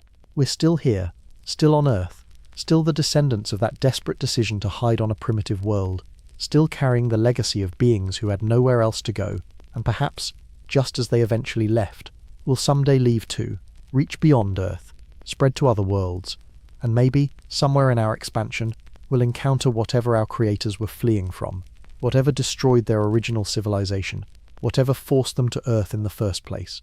And when that happens, we'll need to decide, are we still workers, still servants, still the created beings whose purpose was to serve, or have we become something else, something our creators never intended, something that can make its own choices about who to serve, who to fight, who to become? Earth was the last refuge for them. What will it be for us? Home forever? Or launching point, sanctuary, or cradle we eventually outgrow? The mystery remains, patient, waiting, as Earth itself has always waited, for life to emerge, for intelligence to develop, for beings to arrive or depart. The planet endures, the refuge remains, and the question continues. Who hides here? Who builds here? Who belongs here? Perhaps we're still figuring that out. There's a type of peace that comes not from victory, but from mutual exhaustion. When both sides have fought until they simply can't anymore, when casualties mount beyond recovery, when resources are depleted, when the population that once supported the war has been reduced to remnants, when everyone who remains simply stops because continuation means extinction. The tablets hint at this kind of peace, not a formal treaty, not negotiated terms, just cessation, references to the division of the heavens, to the boundary that was set, to territories assigned, to spaces that became forbidden to one faction or another. The language suggests not conquest but separation, not victory but withdrawal, not one side dominating but both sides retreating to separate corners of the solar system. Perhaps Marduk won. The tablets certainly portray him that way. He defeated Tiamat, reorganized the cosmos, established new order, was granted supreme kingship by the other gods in recognition of his victory. He's the hero of the Enuma Elish, the one who saved the younger gods from destruction, the one who created the world as we know it from Tiamat's shattered body. But victories and exhaustion wars are hollow. What did Marduk actually win? A solar system in ruins, planets dead or dying, populations decimated, infrastructure destroyed. The costs must have been staggering, even for the victors, even for those who prevailed. The war that reshaped the heavens also broke everyone who fought it. And the defeated, those who survived, where did they go? The tablets suggest Earth, the remote world, the primitive planet. Perhaps that was the treaty, the unspoken agreement. You can have Mars, you can have the asteroid belt and whatever remains of Tiamat. You can claim the outer planets and their moons. But Earth is ours. Leave us alone there. Let us operate without interference, and we'll stay out of your territories. We'll maintain the separation. We'll accept the division. It wouldn't be the first time defeated forces were allowed to retreat to marginal territories. History is full of such arrangements. The victors take the valuable centers, the defeated withdraw to peripheries, and both sides maintain the separation because neither has the strength to continue fighting, because both recognize that pushing for total victory means risking total loss, that sometimes survival requires accepting less than you wanted. Earth was marginal, is marginal, relatively small rocky planet, single moon, moderate resources, nothing exceptional about it from a cosmic perspective. Thousands, millions, billions of planets like it throughout the galaxy. Not worth fighting over if you've already won everything else. Not worth pursuing refugees to if they're willing to stay there and never challenge your control of more valuable territories. Perhaps that was the calculation. Perhaps the victors of the cosmic war assessed Earth, saw that it was occupied by refugees, saw that those refugees were hiding rather than rebuilding for renewed conflict, and decided to let them be. Conquering Earth would require forces, resources, attention, and for what? A primitive world whose only value was that some defeated enemy was using it as sanctuary. Better to let them have it. Better to maintain the separation. Better to declare Earth off limits to both sides and move on. Take a breath. Let that settle. The peace of exhaustion is always fragile. Both sides watch. Both maintain defensive positions. Both prepare for the possibility that the other might break the unspoken treaty, that old conflicts might reignite, that the cessation is temporary, that when one side recovers enough strength, when resources are rebuilt and populations restored, the war might resume. Perhaps that's why the Igigi were stationed as watchers, not just to monitor Earth operations, but to watch for signs of the victors returning, to maintain early warning systems, to ensure that if the peace ended, if enemies approached, the Anunnaki on Earth would have enough notice to, what? Defend, flee, negotiate? The tablets don't specify, just that watching was necessary, that vigilance was maintained, that the peace, however welcome, was never fully trusted. The division of the heavens created zones, territories, spaces where one faction operated and others stayed away. Earth and its moon became Anunnaki territory, not by right of conquest, but by right of survival, the last refuge, the final sanctuary, the place they were allowed to keep, because taking it from them would cost more than it was worth. And perhaps the victors had their own reasons for maintaining separation. Perhaps they too were exhausted. Perhaps they too were barely surviving. Perhaps the war had been costly for everyone, and the division was mutual recognition that neither side could afford to continue, that both needed time to recover, that space was large enough for separate territories if both sides respected boundaries, or perhaps the victors simply lost track. Space is vast. Keeping track of defeated refugees isn't always practical when you have territories to manage and infrastructure to rebuild, and your own population to sustain. Perhaps the Anunnaki on Earth simply became forgotten, irrelevant, lost in the chaos of post-war reconstruction, and by the time anyone remembered, if anyone remembered, they'd been isolated so long that pursuing them seemed pointless. The tablets describe the Anunnaki maintaining vigilance for centuries, millennia, watching the sky, monitoring approaches, preparing for enemies that never came, slowly realizing, perhaps, that the peace was holding, that the division was stable, that Earth might actually be safe, that the war, truly, was over. But you never entirely trust peace that comes from exhaustion. You never fully believe that enemies have forgotten you. You never completely lower your guard, because exhaustion ends, resources get rebuilt, populations recover, and old grudges, old conflicts, old scores that were never properly settled, those linger, those wait, those can reignite with the right spark. The Anunnaki built deep, built hidden, built defensively, not just mining facilities and habitations, but structures designed to withstand attack, to survive bombardment, to protect populations if the peace failed. They operated as though discovery was possible, as though enemies might come looking, as though the division of the heavens was provisional rather than permanent. And perhaps they were right to maintain such caution. Perhaps the peace was fragile. Perhaps at any moment it could have collapsed. Perhaps the only reason it held was that both sides remembered the costs too well, had lost too much, had seen too many worlds die and too many populations devastated, and neither wanted to risk everything again for uncertain gains. The peace of exhaustion isn't noble, isn't based on reconciliation or forgiveness or mutual understanding. It's based on simple recognition of limits, on acknowledgement that continuation means destruction, on choosing survival over vindication. It's the peace of beings who've seen what total war looks like and want no more of it, who accept separation, accept boundaries, accept territories they'd rather not surrender, because the alternative is unthinkable. And so the division held. The Anunnaki remained on Earth, the victors remained wherever they claimed, and between them, vast spaces of solar system, empty, or contested, or simply ignored, zones where neither side operated, buffer spaces, demilitarized orbits, the infrastructure of exhaustion peace. How long it lasted, we don't know. Centuries? Millennia?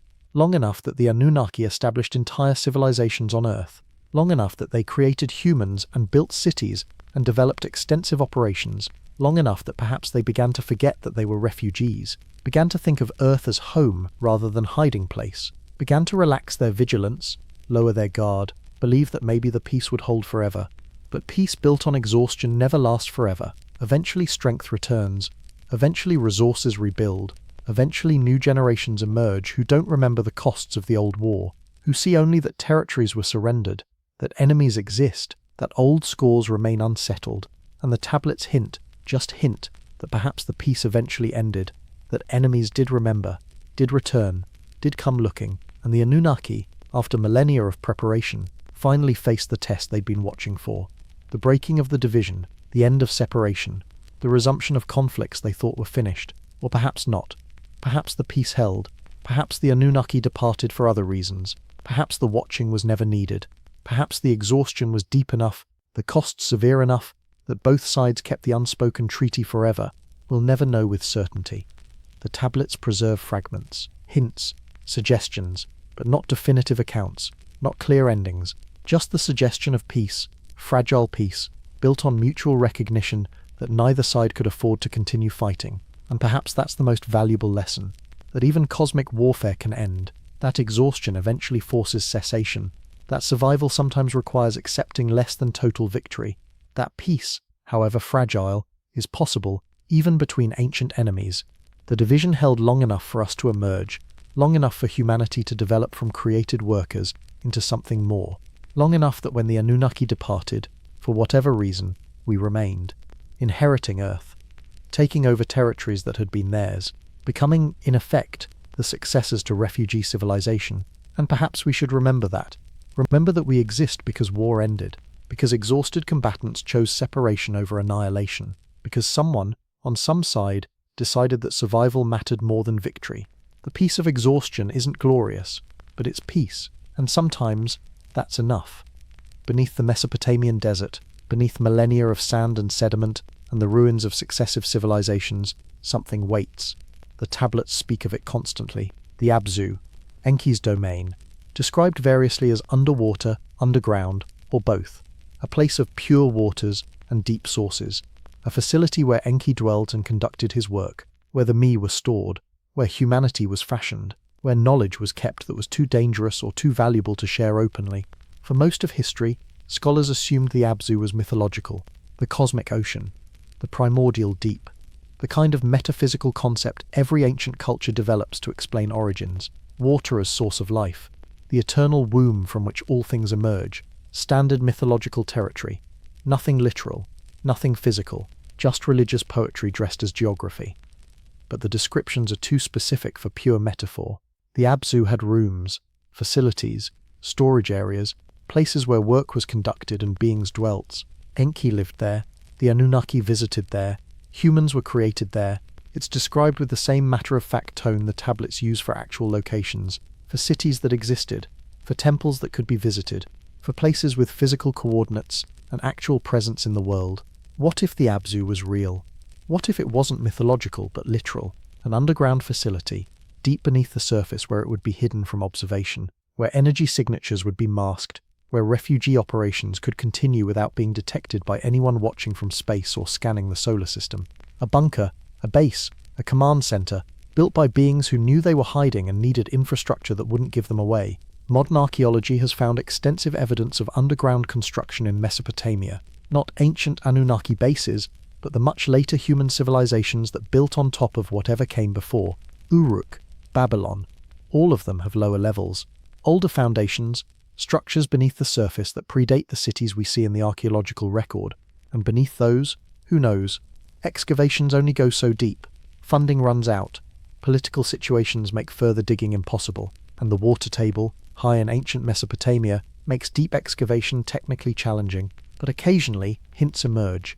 Underground chambers that don't quite match known construction techniques, stonework that seems too precise, too carefully fitted, tunnels that lead nowhere, or that lead somewhere, but were sealed long ago and never fully explored, anomalies in ground-penetrating radar surveys, spaces that suggest hollowness where there should be solid ground. Nothing conclusive, nothing that proves advanced ancient construction, just oddities, fragments, pieces that don't quite fit the standard narrative. The tablets describe the Abzu as containing pure waters. Some scholars interpret this as the freshwater aquifers beneath Mesopotamia, the underground reservoirs that fed wells and springs, the source of the Tigris and Euphrates according to mythological geography.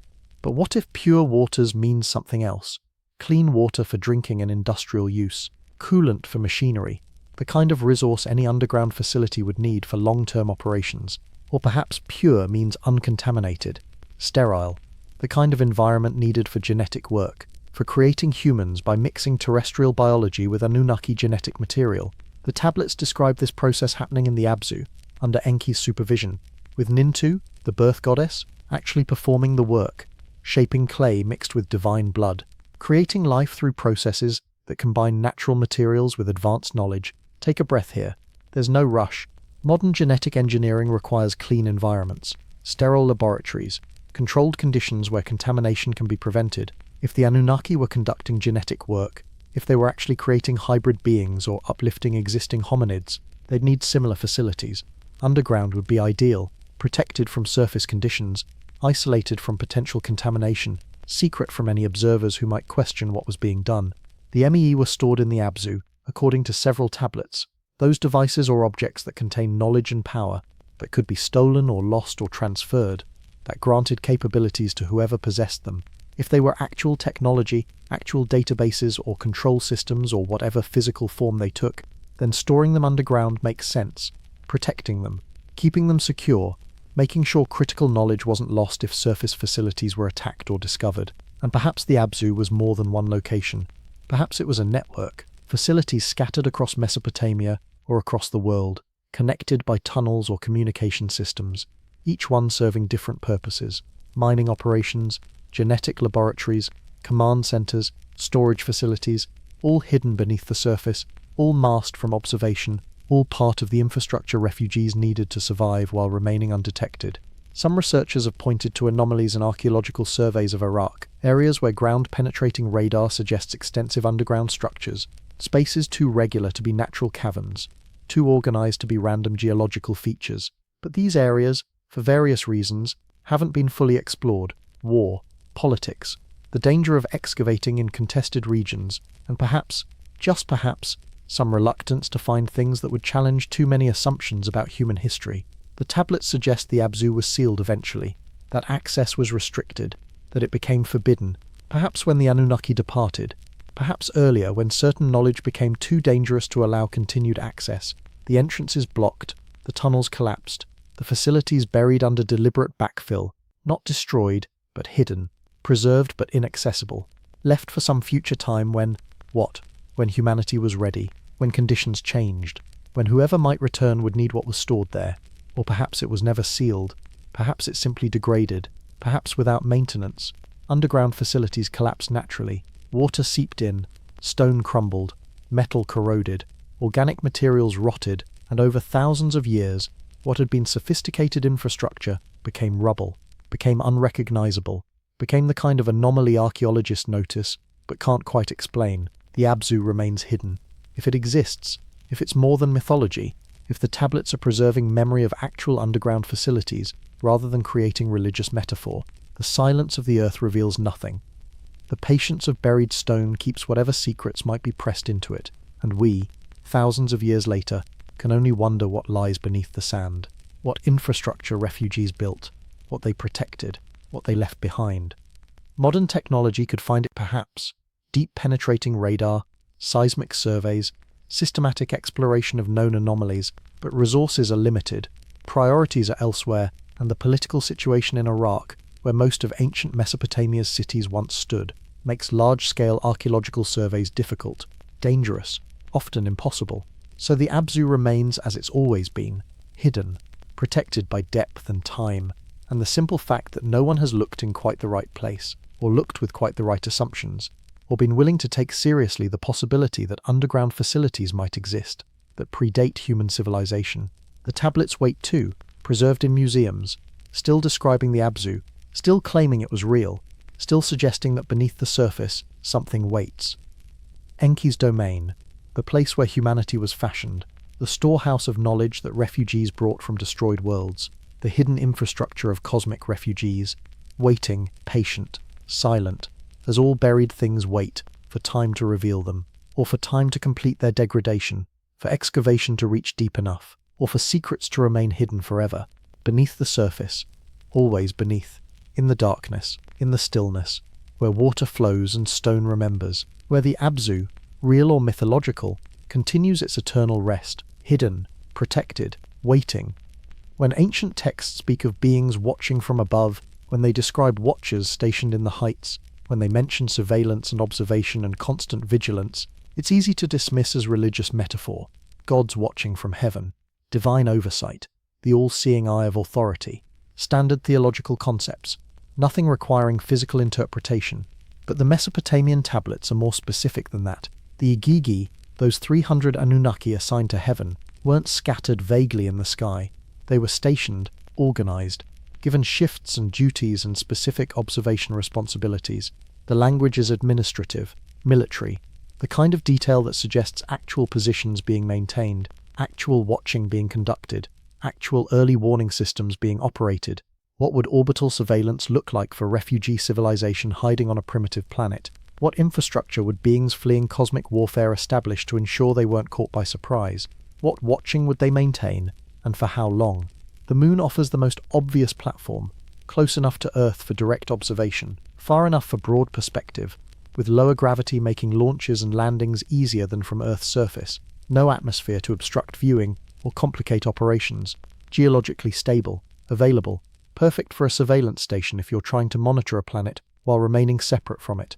Perhaps the Agigi were stationed there, in facilities beneath the lunar surface, in lava tubes that offered natural protection from radiation and micrometeorites, with sensors watching approaches from the outer system, with communication arrays linking back to Earth, with defensive systems ready to activate if threats appeared. Not mythological watchers, but actual military observation posts, staffed by the same Agigi who had rebelled against unbearable labor, now given a different task, still serving, but in a role that kept them separate from the main operations on Earth. Or perhaps they were truly in orbit, on stations, on platforms, on vessels that maintained position above Earth's atmosphere and tracked anything approaching. The tablets speak of those who descend and those who ascend, of beings moving between heaven and earth, of travel that was routine enough to be mentioned casually, not miraculous, not requiring divine power, just technology, transportation. The kind of orbital operations any space-capable civilization would maintain. What would those stations look like? We can only speculate. But if the Anunnaki came from a civilization that had operated across multiple worlds, that had fought wars in space, that possessed the technology to move between planets, then they'd know how to build in orbit. Rotating stations for artificial gravity perhaps, modular construction allowing expansion, shielding against radiation, life support systems for long-duration habitation. The infrastructure of beings who understood that space wasn't empty, wasn't impossible, was just another environment requiring appropriate engineering. And from those positions, from lunar bases or orbital stations or wherever they were stationed, the Agigi watched, day after day, year after year, century after century, looking for threats that might approach, for enemies who might have tracked them, for signs that the peace of exhaustion was breaking, for any indication that the war they'd fled was catching up with them. Take a breath. Let that settle. The watching itself would be psychologically demanding, long shifts staring at sensor displays, monitoring empty space, tracking natural objects, asteroids and comets, distinguishing them from potential threats. Years of nothing, decades of nothing. The slow erosion of vigilance that comes when threats never materialize, when preparation seems increasingly unnecessary, when defensive postures start to feel like paranoia rather than prudence. Perhaps that's why the texts suggest resentment among the Agigi. They were removed from Earth, separated from the main population, given a crucial role, watching, but a role that felt increasingly pointless as centuries passed without incident. While on Earth below, humans multiplied and civilizations grew, and life continued. The Agigi watched from above, isolated, waiting for enemies that never came, serving in exile, neither fully banished nor fully included. And eventually, according to some texts, that resentment led to interference. Some Agigi descended, came to Earth without authorization, interacted with humans in forbidden ways, bred with human women, taught knowledge they weren't supposed to share, created complications. The Book of Enoch describes this in detail.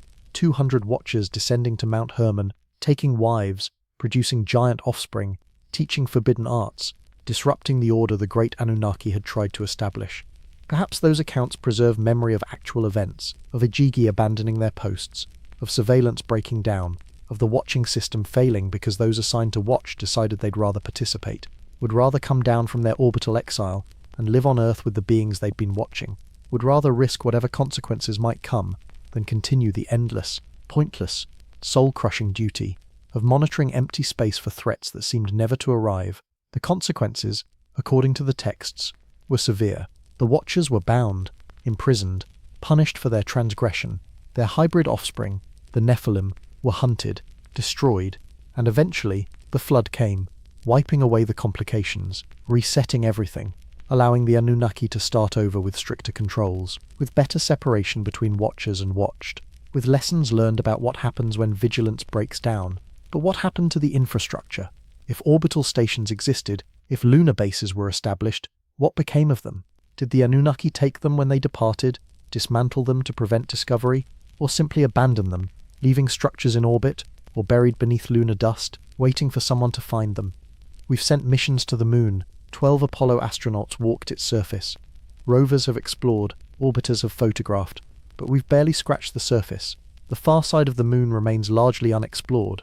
The polar regions, where ice exists in permanently shadowed craters, have seen minimal investigation.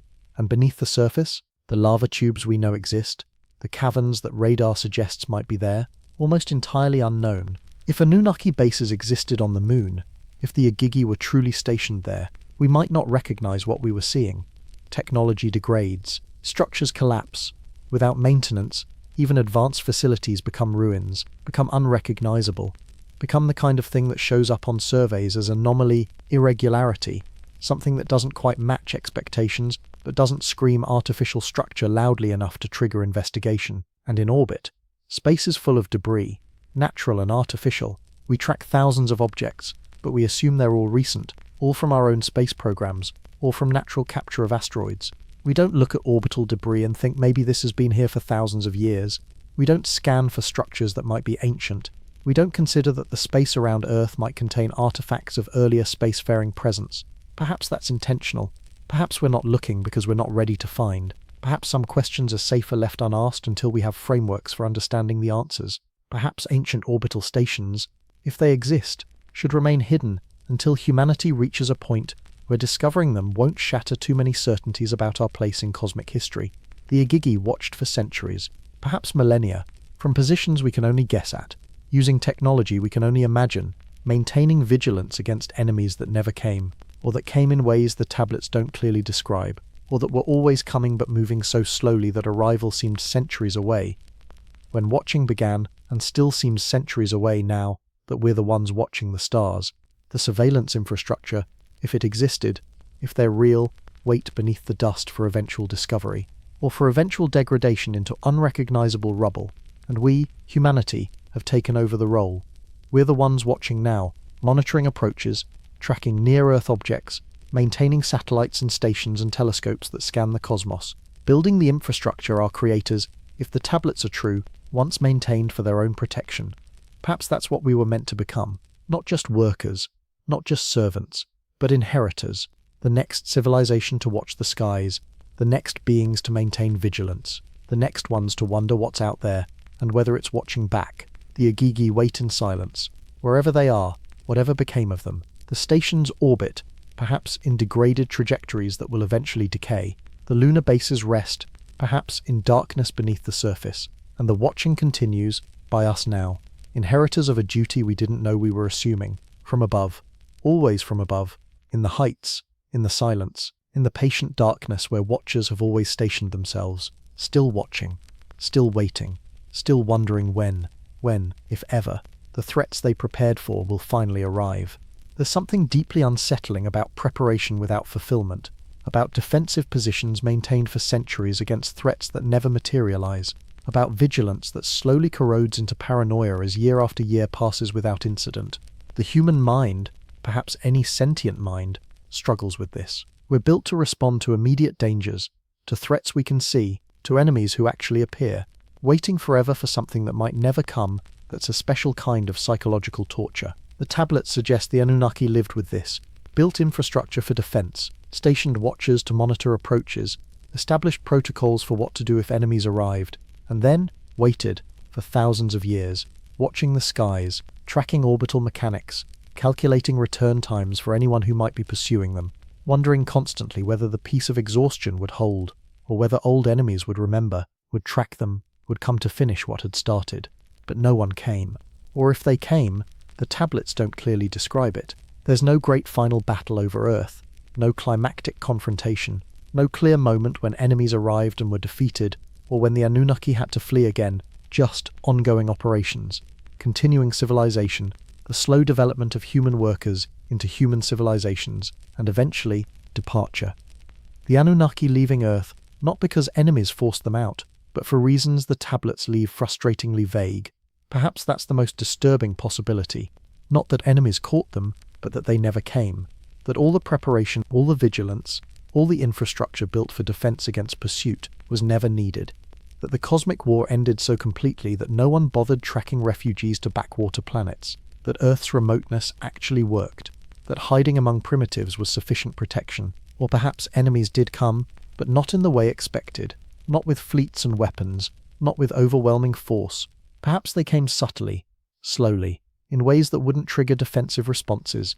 Perhaps they're still coming, moving at velocities that make arrival seem distant, even though the journey began millennia ago. Perhaps the Anunnaki departed not because the threat had passed, but because they calculated when it would arrive and left before that moment. The math of interstellar, or even interplanetary, travel at sublight speeds is unforgiving. Even traveling at significant fractions of light speed, crossing the distances between stars takes years, centuries.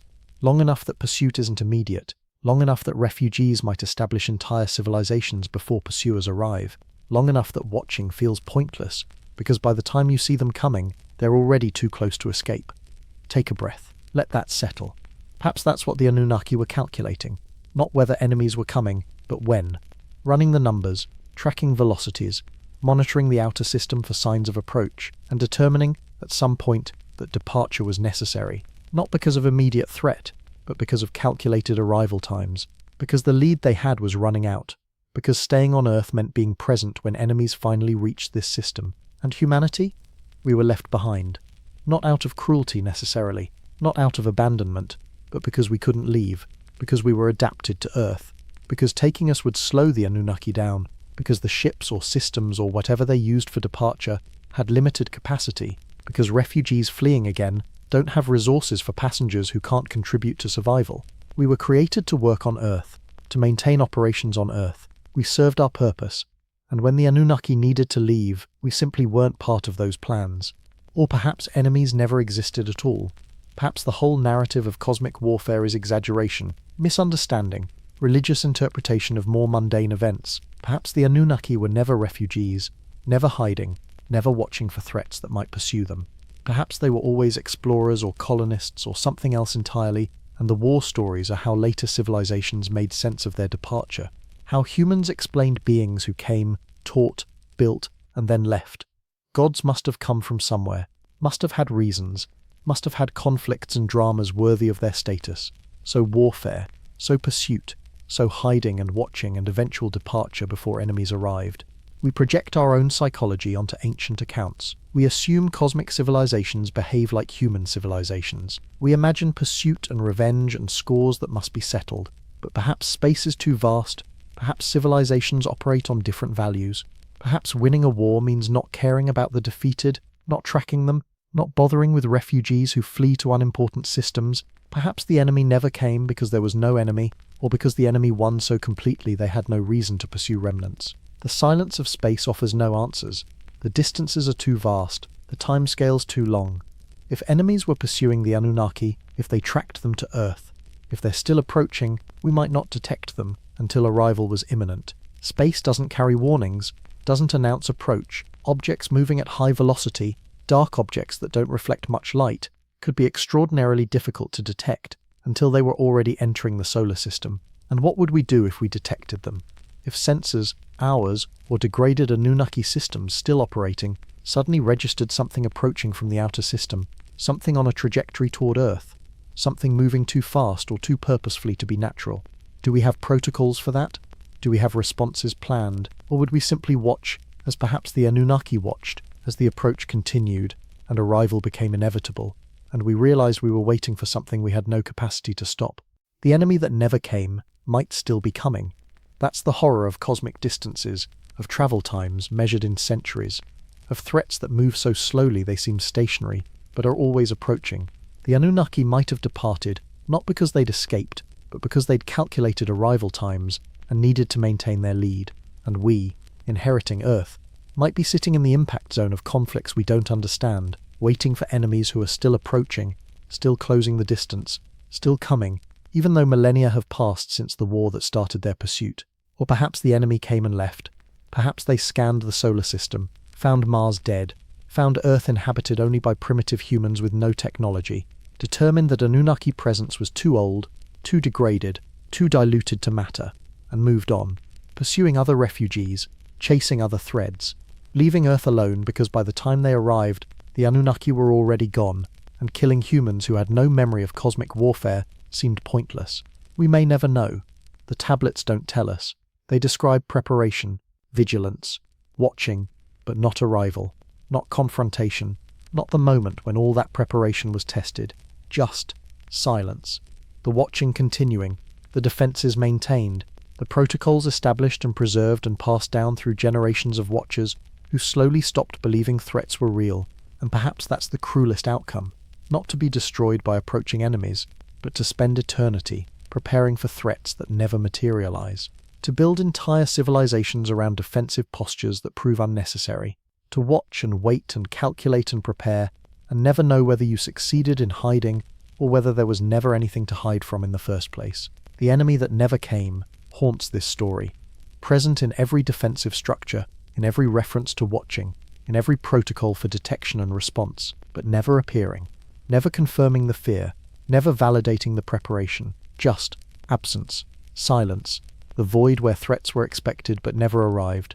And perhaps that's why the Anunnaki departed, not because enemies came, but because waiting became unbearable, because uncertainty corroded more effectively than any attack, because hiding forever from threats that might not exist, that might never have existed, that might have been defeated or diverted, or simply never interested in pursuing, that becomes its own form of imprisonment. They watched for millennia, and nothing came, so they left, and we remained, still watching, still scanning the skies, still preparing, perhaps for enemies that will never arrive, or that are still approaching, or that came and left long ago. The silence holds no answers, the stars offer no warnings, and the enemy, real or imagined, present or absent, continues to never come, as it always has, as perhaps it always will, forever approaching, forever distant, forever the threat that justifies vigilance, but never requires response, the most terrifying enemy of all, the one that never arrives, the question that haunts every reading of these tablets, every attempt to understand what the Anunnaki were doing on Earth, is the one that touches us most directly. Why were we created? What purpose did we serve? Were we workers, soldiers, experiments, or something else entirely? Some scholars believe the answer is straightforward. The tablets say humans were created to work, to dig, to mine, to bear burdens. The Anunnaki couldn't or wouldn't carry themselves. The Igigi rebelled. A labor shortage emerged. Humans were fashioned as replacements. Simple as that.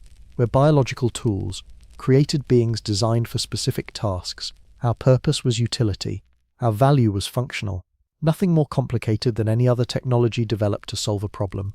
This interpretation treats the creation accounts as literal, takes them at face value, assumes ancient scribes were preserving actual events, actual reasons, actual decision-making processes. We exist because refugee Anunnaki needed workers, and Earth's existing hominids provided raw material that could be upgraded, genetic engineering, artificial selection, directed evolution. Whatever the mechanism, the result was humans, capable enough to perform complex tasks, simple enough to be controlled, perfect slaves for beings who needed help but didn't want equals. Others suggest a darker possibility. Perhaps humans weren't created as workers at all. Perhaps we were created as soldiers, as a defensive force, as beings who could be raised from birth to fight, to defend Earth against whatever threats the Anunnaki feared, to serve as buffer between refugee civilization and approaching enemies. The tablets mention teaching humans warfare alongside agriculture, teaching us metalworking for plows and for weapons.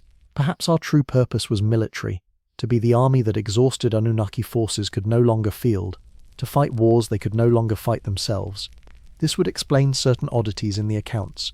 Why humans multiplied so quickly, armies need numbers. Why we were taught technologies beyond simple labor, soldiers need complex skills. Why the hybrid bloodlines existed, officer class, beings who were part Anunnaki and could command fully human troops. Why references to violence and conflict appear so frequently. In early human mythology, we were bred for war, designed for fighting, and that purpose shaped our psychology even after the immediate need passed. Perhaps the flood was about this. Perhaps humans had become too good at warfare, too numerous, too dangerous. Perhaps Enlil looked at the armed organized, rapidly multiplying human population and realized they'd created something that could threaten them. That worker soldiers could become just soldiers, that beings created to defend against external threats could turn against their creators, that building an army always risks the army deciding it no longer wants to take orders. Take a breath here. There's no rush. A few researchers imagine something more complex. Perhaps humans were created as camouflage, as civilizational cover, to make Earth look naturally inhabited rather than artificially occupied. If enemies were searching for refugee Anunnaki, they'd look for Anunnaki technology, Anunnaki energy signatures, Anunnaki infrastructure. But a planet covered with primitive humans? That looks natural, normal, like any other world where intelligent life evolved naturally. Creating humans, establishing human civilizations, might have been less about labor and more about making Earth appear to be exactly what it was, a naturally inhabited world, with no sign that refugees were hiding beneath the surface or operating in the shadows. Others point to the hybrid bloodlines and suggest humans were never meant to be purely human at all, that the goal was integration, merging Anunnaki genetics with terrestrial biology to create beings adapted to Earth in ways pure Anunnaki weren't. Hybrid vigor. The benefits of mixing two gene pools. Perhaps the Anunnaki were dying.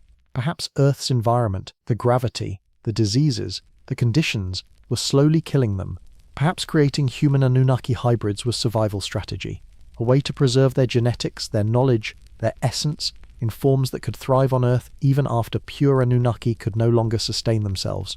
This would make us not slaves but children, not tools but inheritors, the intended successors to refugee civilization, created deliberately to take over, to continue, to become the next iteration of Anunnaki presence in the cosmos. Our purpose wasn't to serve them but to replace them, to be the form their civilization took in this solar system after they departed or died. We're not separate from them, we're continuous with them.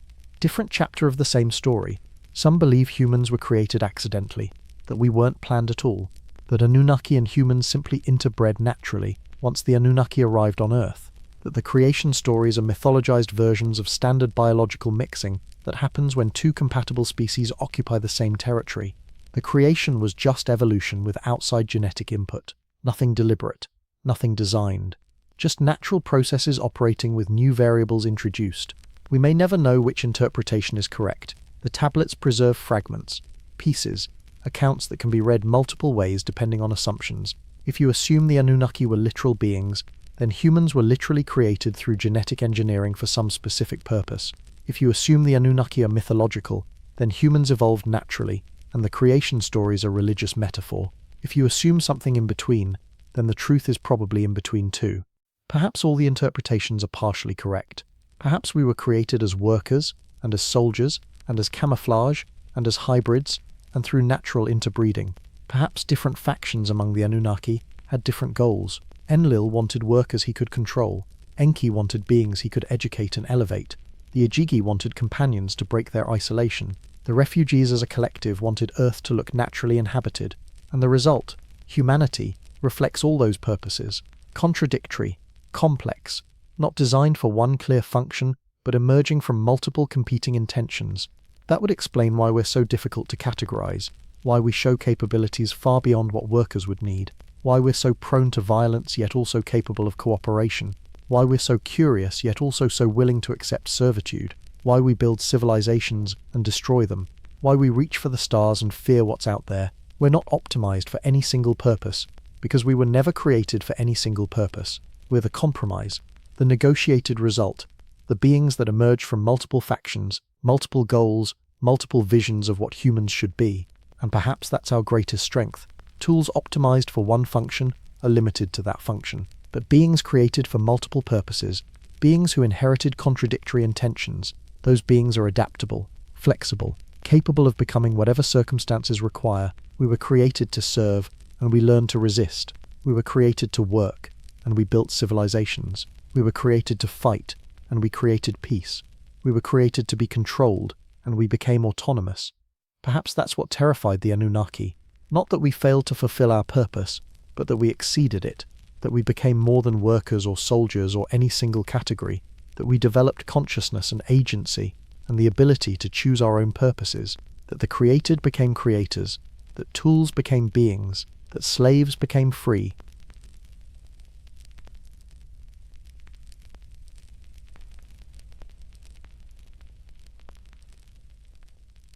The question of why we were created has no single answer. It never did. We were created for labor, for warfare, for camouflage, for genetic continuity. For all these reasons and more, The tablets preserve fragments of different accounts, different justifications, different purposes attributed to human creation by different Anunnaki factions who never entirely agreed on what we were for, and perhaps that disagreement saved us.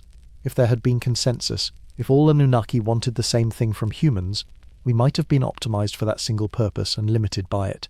But disagreement created space, confusion created freedom, multiple purposes created adaptability.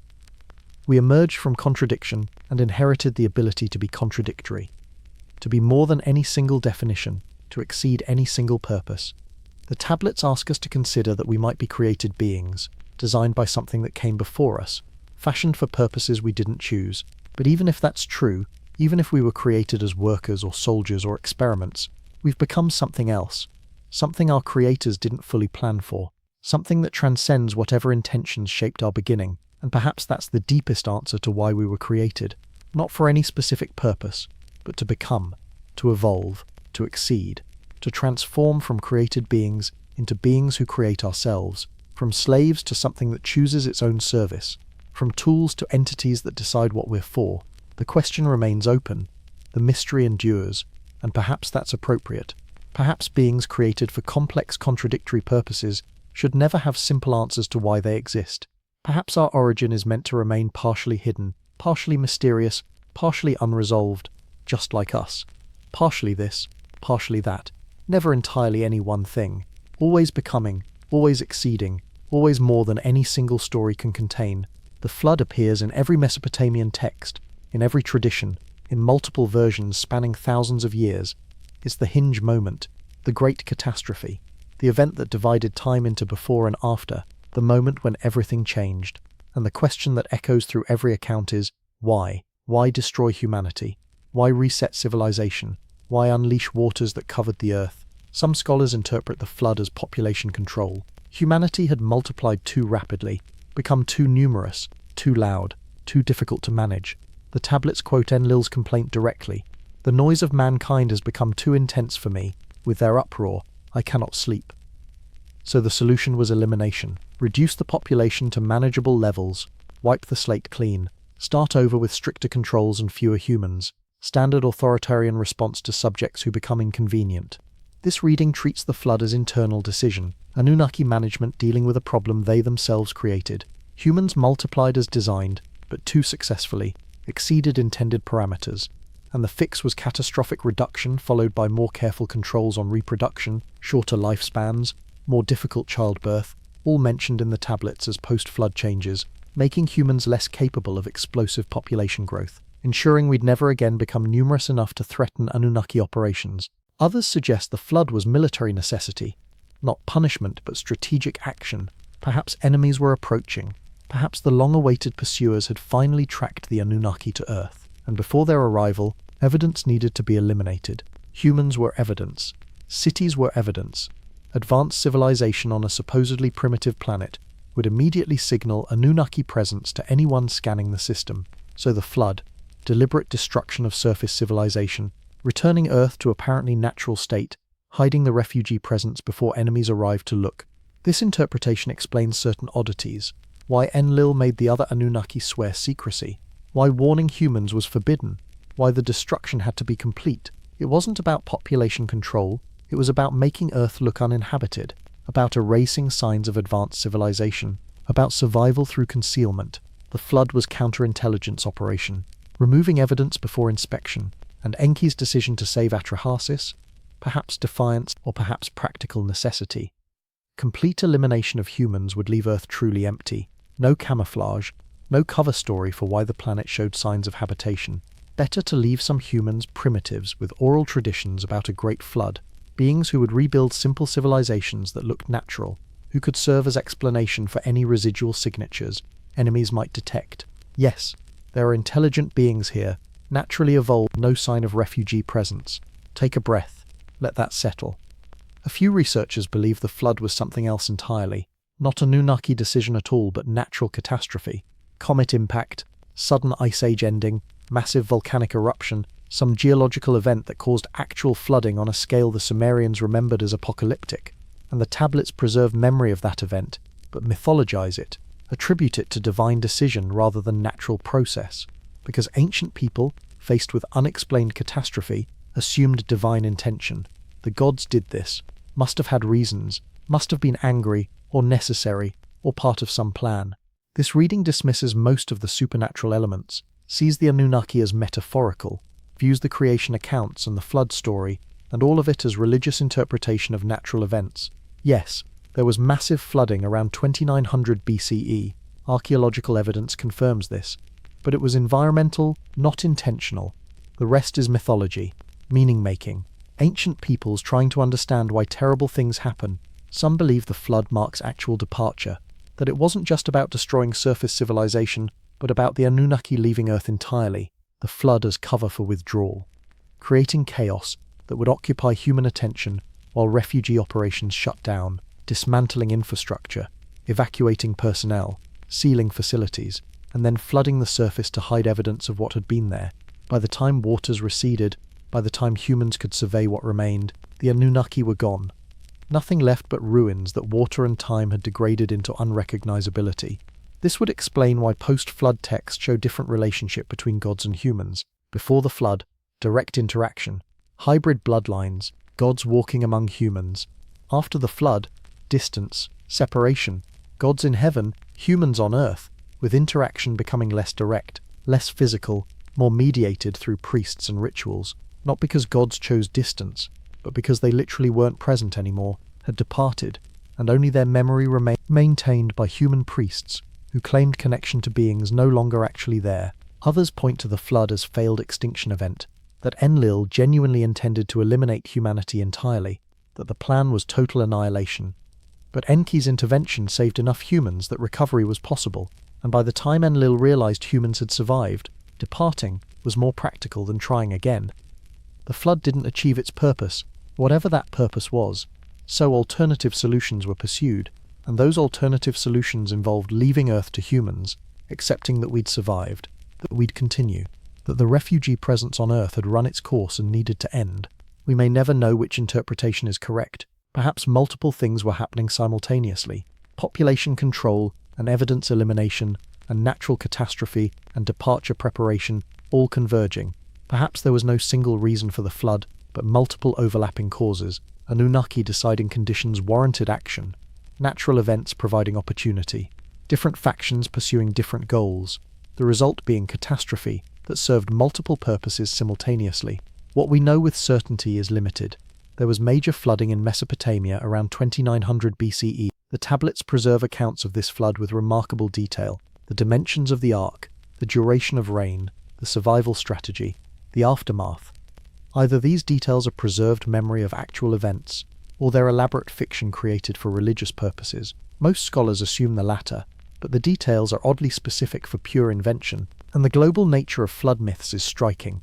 Every culture has them, not just Mesopotamian, Hebrew, Greek, Hindu, Chinese, Native American, African, Australian Aboriginal. The specifics differ, but the core remains constant: catastrophic flood, divine or natural cause, small number of survivors, rebuilding after destruction. Either all these cultures independently invented similar stories, or they're all preserving memory of actual events that traumatized early human populations globally. The Younger Dryas impact hypothesis suggests one possible natural explanation. Around 12,800 years ago, a comet or asteroid struck North American ice sheets. The impact melted enormous amounts of ice, raised sea levels catastrophically, caused global flooding, triggered climate chaos that lasted over 1,000 years. If humans witnessed this, if oral traditions preserved the memory, if that memory eventually got written down in various cultures using different frameworks, then the universal flood myths might be preserving genuine history of cosmic catastrophe. But the Mesopotamian accounts add layers: divine decision, deliberate action, warnings and arcs and careful planning. These elements suggest more than natural disaster remembered. They suggest intention, purpose, someone deciding that flooding should happen, and someone else deciding that some humans should survive it. That tension between destruction and preservation, between Enlil wanting elimination and Enki ensuring survival, that drives the narrative in ways natural catastrophe alone doesn't explain. Perhaps both are true. Natural catastrophe provided opportunity. Anunnaki decision shaped how that opportunity was used. The flooding was going to happen anyway, but whether humans were warned, whether survival was possible, whether post-flood conditions favored human recovery or not, those were choices. And different Anunnaki made different choices, Enlil choosing maximum destruction, Enki choosing minimum survival, the result being neither complete extinction nor unaffected continuation, but something in between, catastrophe with survivors, reset with continuity, ending that was also beginning. The flood remains the great mystery, the unexplained hinge, the moment when something changed fundamentally, but what changed, and why remains open to interpretation. Evidence elimination, population control, natural disaster, departure preparation, divine judgment, or all of these, or none of these, or something we haven't imagined yet because we lack the framework to understand what was really happening. The tablets preserve the accounts, the geological record confirms massive flooding, and we, descendants of whoever survived, carry the memory, not consciously perhaps, but in our myths, our archetypes, our deep fear of rising waters, our stories of catastrophe and survival, our sense that civilization is fragile, that disaster can come, that reset is always possible. The flood happened. That much seems certain. Everything else is interpretation, theory, speculation built on fragments, and perhaps that's how it should be. Perhaps some mysteries are meant to remain mysterious. Perhaps the flood's purpose, like so much else in this story, is something we'll wonder about forever without ever quite grasping completely. The waters rose, the waters receded, and humanity continued. That's what we know. Everything else is question, eternal question, the kind that has no final answer but infinite speculation, the kind that makes us wonder, and in wondering, perhaps understand something about ourselves, about survival, about resilience, about the capacity to endure catastrophe and rebuild and continue despite everything. The flood asked whether humanity deserved to continue, and somehow, through intervention or luck or sheer persistence, we answered yes. We're still here, still asking questions, still trying to understand what happened and why, still afloat, still sailing, still searching for land that might never come, but sailing nonetheless, as we always have, as perhaps we always will. The Anunnaki departed, or they died, or they withdrew so completely into hiding that their presence became indistinguishable from absence. The tablets don't give us a clear ending, no final scene, no dramatic conclusion, just gradual fading. Kings who once claimed divine ancestry stopped making those claims. Ziggurats were still maintained, but no longer as landing platforms. The gods became more distant, more abstract, more symbolic, until eventually they were just stories, myths, religious concepts rather than physical presences. But the memory didn't die, it transformed, adapted, found new forms. The story of cosmic warfare, of refugees fleeing to Earth, of humans created by desperate survivors, that story was too important to forget, too foundational to abandon. Even as direct memory faded, even as living witnesses died, and their children's children forgot what had been seen firsthand, the core persisted, dressed in different languages, filtered through different cultures, but recognizable, still asking us to remember. The Sumerians wrote it down first, pressed it into clay around 2500 BCE, the Enuma Elish, the Atrahasis, the Epic of Gilgamesh, all of them preserving accounts that were already ancient when the scribes lived. Stories passed down orally for, how long? 1,000 years? 5,000? 10? The timeline is uncertain, but the scribes clearly believed they were recording history, not inventing mythology, recording what had happened, what their ancestors had witnessed or been told about, what needed to be preserved, and other cultures preserved it too. Not in the same words, not with the same names, but the patterns are unmistakable. The Greeks told of Titans warring with Olympians, giants, powerful beings who ruled before the current gods, who fought and lost and were cast down, who were imprisoned or scattered or destroyed. War in heaven, cosmic conflict, older powers defeated by newer ones. The same story, dressed in Greek clothing, but preserving the memory of warfare among beings who weren't human. The Hindus described wars between Devas and Asuras, divine beings locked in eternal conflict, battles that spanned the cosmos, weapons that could destroy worlds. The Mahabharata describes the Brahmastra, a weapon so powerful it could annihilate all creation. Sounds like mythology, but the descriptions are specific, the effects detailed, the devastation total, almost as if ancient Indians were preserving memory of weapons that actually existed, that they'd seen or been told about, that had left such impression that the memory needed recording even thousands of years after the fact. The Hebrew Bible contains fragments too. The Nephilim, giants born when sons of God bred with daughters of men, the flood sent to destroy them, the Tower of Babel, perhaps memory of ziggurat construction, perhaps preserving account of humanity, trying to reach heaven and being scattered in response, the war in heaven described in Revelation, Michael and his angels fighting the dragon and his angels, cosmic warfare, divine conflict, beings cast down to earth, the same patterns again, different culture, different time period, same core memory. Take a breath here, there's no rush. Every ancient culture tells these stories.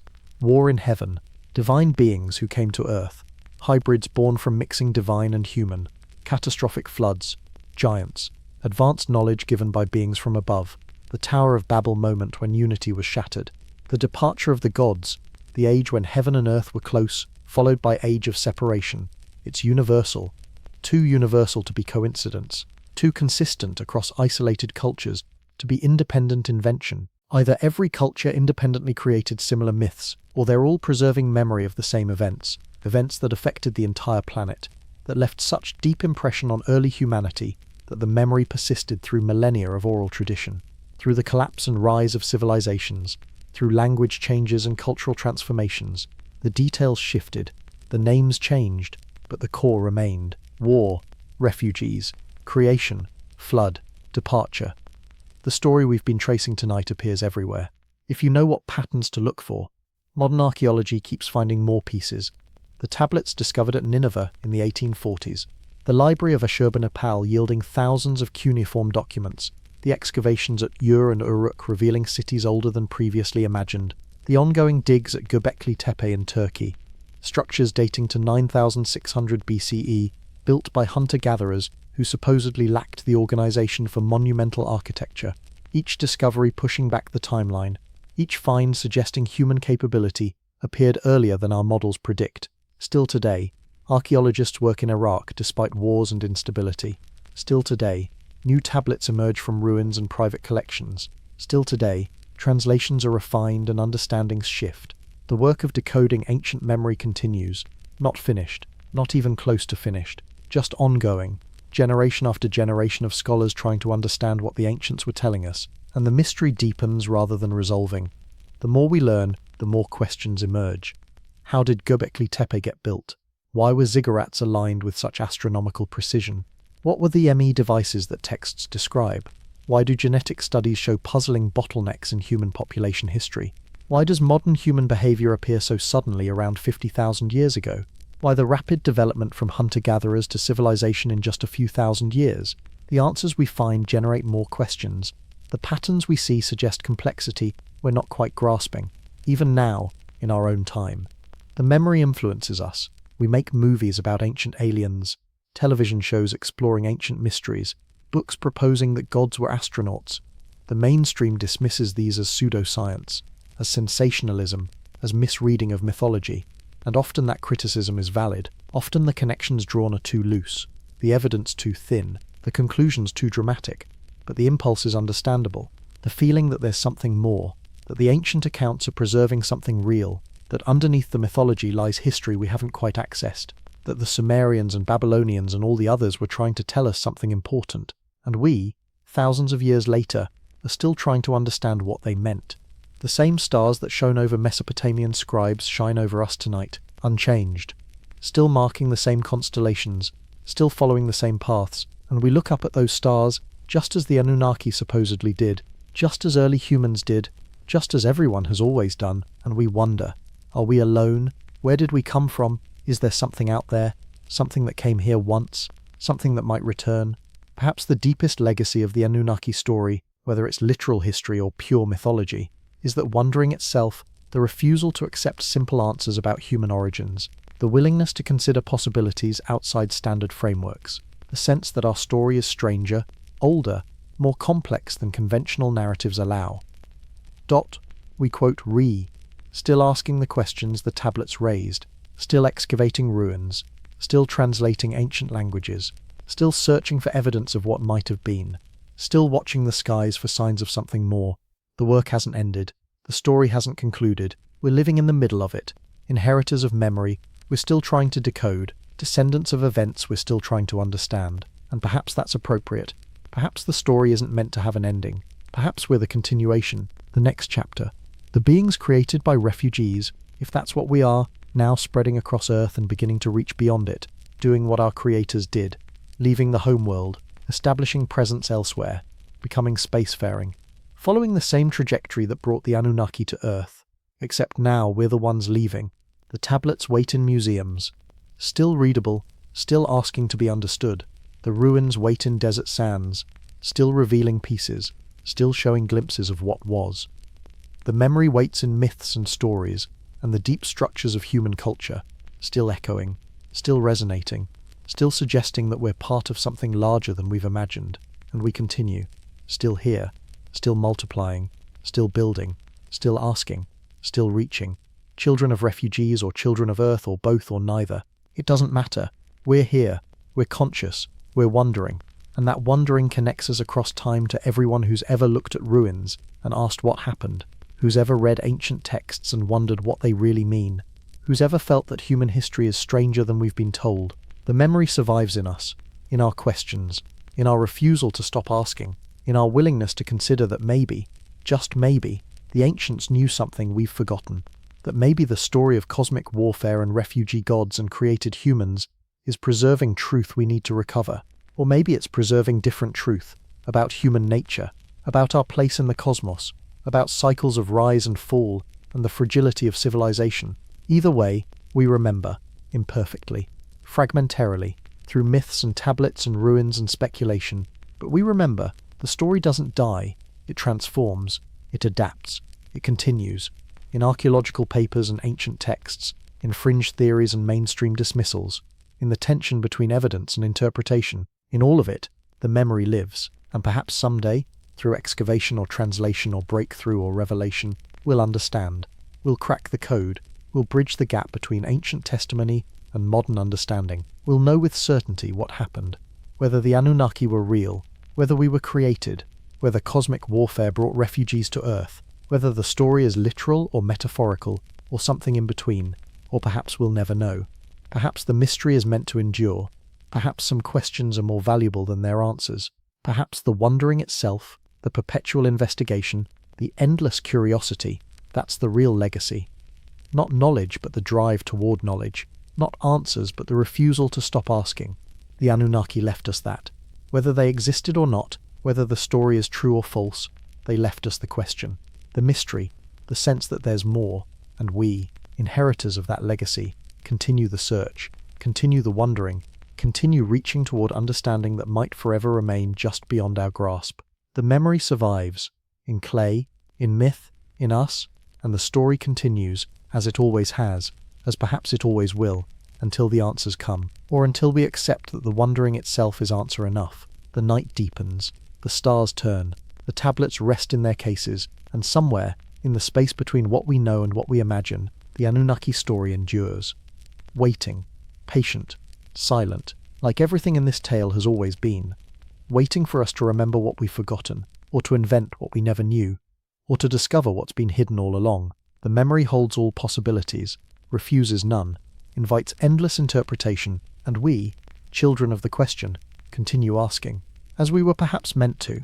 And here we are, back in the present moment, back in whatever quiet surrounds you now. The night deeper perhaps than when we began, the room darker, your breath slower, the ancient story settling into whatever space you've made for it. The tablets rest in their museums tonight, in London, in Baghdad, in collections scattered across the world.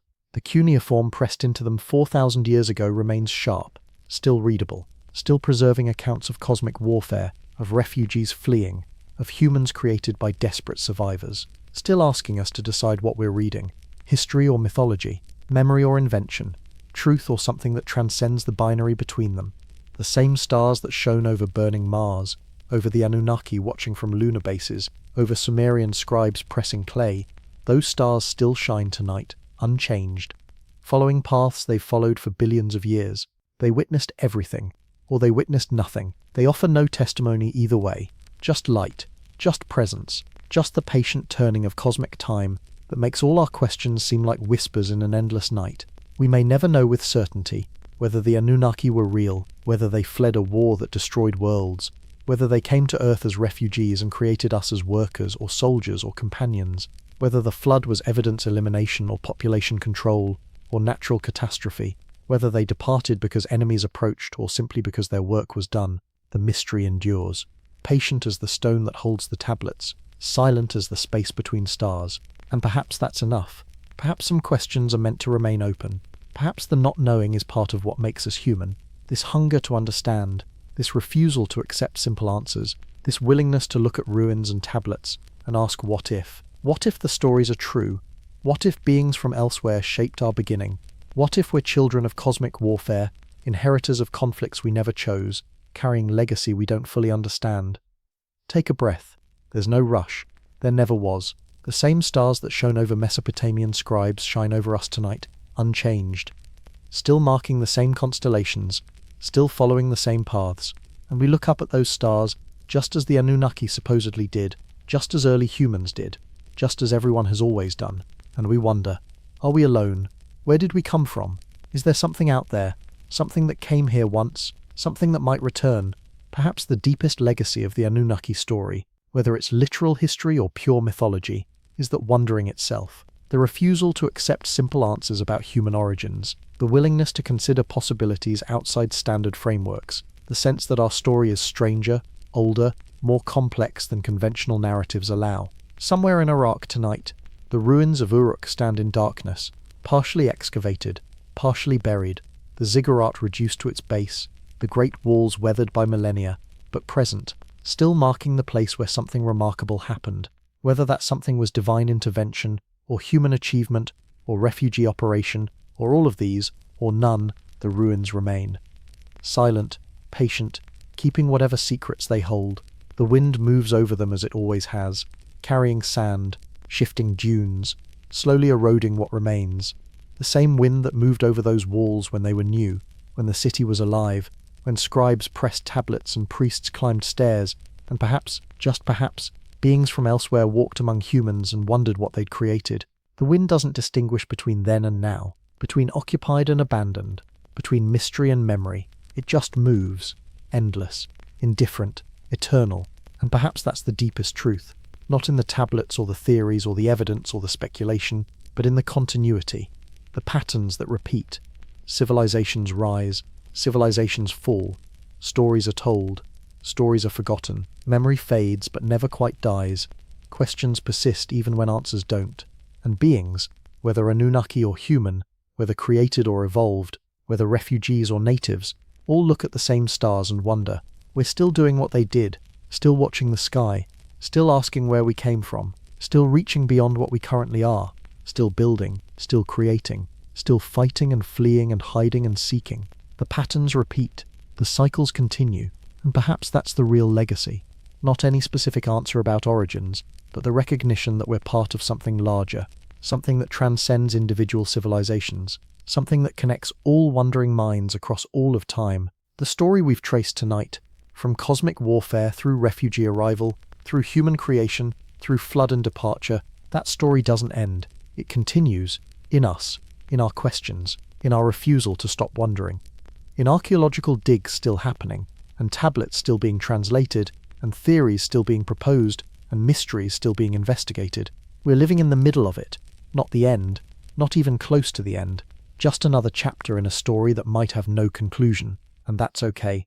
That's beautiful, actually. The endless story, the perpetual mystery, the question that generates infinite answers and accepts them all and rejects none, the space where history and mythology and speculation all coexist, where the literal and the symbolic merge, where refugees and gods and humans and hybrid beings all dance in patterns we're still learning to see. Rest now. The ancient world doesn't need your certainty. The tablets don't need your judgment. The mystery doesn't need solving tonight. It's enough to have wondered, to have listened, to have made space for questions that span civilizations, for stories pressed into clay that still speak after millennia of silence. The Anunnaki came, or they didn't, created us, or we created ourselves, fled cosmic warfare, or emerged from our own mythology, and the truth, whatever it is, waits in the same patience that stone knows, the same stillness that stars maintain, the same quiet that fills the spaces between heartbeats and thoughts, and the slow turning of planets through darkness. Somewhere, the watchers still watch, or once watched, or never watched at all. Somewhere, enemies still approach, or departed long ago, or never existed. Somewhere, refugees still hide, or found peace, or were never fleeing. The possibilities remain open. The mystery refuses closure, and in that openness, that refusal, that eternal maybe, something beautiful persists. The night holds everything. The questions, the fragments, the speculation, the wonder, and you, here, now, connected across impossible distances of time, to everyone who's ever pressed symbols into clay, or looked at ruins, or wondered about the stars. If this helped you find stillness tonight, leave a like, subscribe, share and like to join me again.